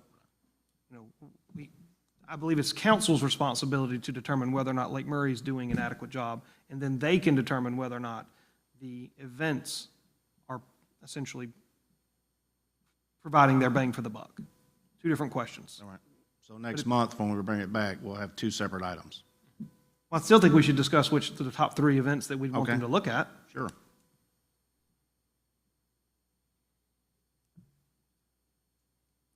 The only caveat I would say is that these are events, we would need to look at events that there is always a possibility of not funding. Like, for example, I think the Rockin' Red, White, and Blue is a great event, but we're going to do that regardless. Yes. So that one should probably be that one should not be considered. It's on my list as a top 3 event, but now that I'm thinking about it, we're going to do that regardless. We're going to do the Veterans Day, we're going to do Black History Month. I mean, those are cultural, but we need to look at events that we're actually going to spend dollars on, that we have a choice. I agree. That's well said. So my 3 would be Oktoberfest, Rib Fest, and a rodeo. Those are optional, but they overnight, they're more than one day, and they bring a lot of people in. I would take one of those 2 out, not the rodeo, but I would throw the South Carolina Women's Open in there because that's almost a week-long event. I would like to see the big grab. Okay. I have Big Grab Rib Fest, and I'll go with golf. I think the rodeo is a private event. It's separate. And Mr. Mayor, I would probably say Red, White, and Blue, Red Fest, Rotary. The rodeo. I know they said they'll do 3. Can we ask them to do 6? Do. Yeah. We'll do whatever. Okay. I mean, Yeah, and that she way we just can just- recommended that, but Okay. they work for us. All right. We'll wait until you get back with them, and so there's 6 if you can, but Red, White, and Blue, I think we're going to do regardless, right? I wouldn't include that. No, that's I mean, regardless. and that's an internal, SC Women's Open is definitely one. yeah, Women's Open. So Oktoberfest, Rib Fest, Rodeo, Women's Open, Big Grab. We can ask them to do them all, and then we'll get the receipts, as my kids say, and you'll be able to see what impact you're getting. Any others? I'm good with that. Right now? Good. Okay. So no action on that until next time? All right. We want to do open citizen comments before we go into executive session? Sorry for making you wait so long. Yep. Very productive, though. Any comments from the audience? Open citizen comments. Yes. All right. Go to dinner. Well, now, the last item on tonight's agenda, executive session per South Carolina Section 30-4-70, Part A, discussion of negotiations incident to proposed contractual arrangements, to wit, RCI of South Carolina Incorporated, where we will bring in our representative in RCI, Mr. Brian Blackwell. Do we have a motion for executive session? Motion to move into executive session. It's been probably motion second to adjourn and move into executive session. All in favor? Signify by saying aye. Aye. All opposed? The ayes have it. We'll move to executive session.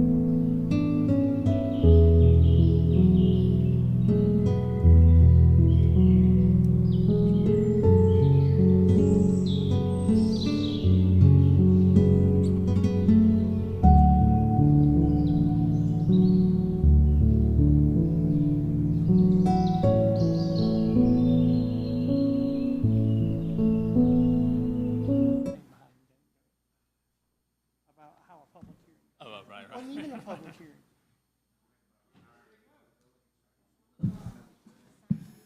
Okay, good. Yeah. Burned You can't just walk into it. burned a whole pack of halls. To what? I know. All right, I'll call us back to order and open session. Reconvening. Next item, do we have any items requiring a vote following executive session? Hearing none, do we have a motion to adjourn? Second. Been probably motion second to adjourn tonight's meeting and discussion. All in favor signify by saying aye. Aye. All opposed? Ayes have it. Thank you all for your patience.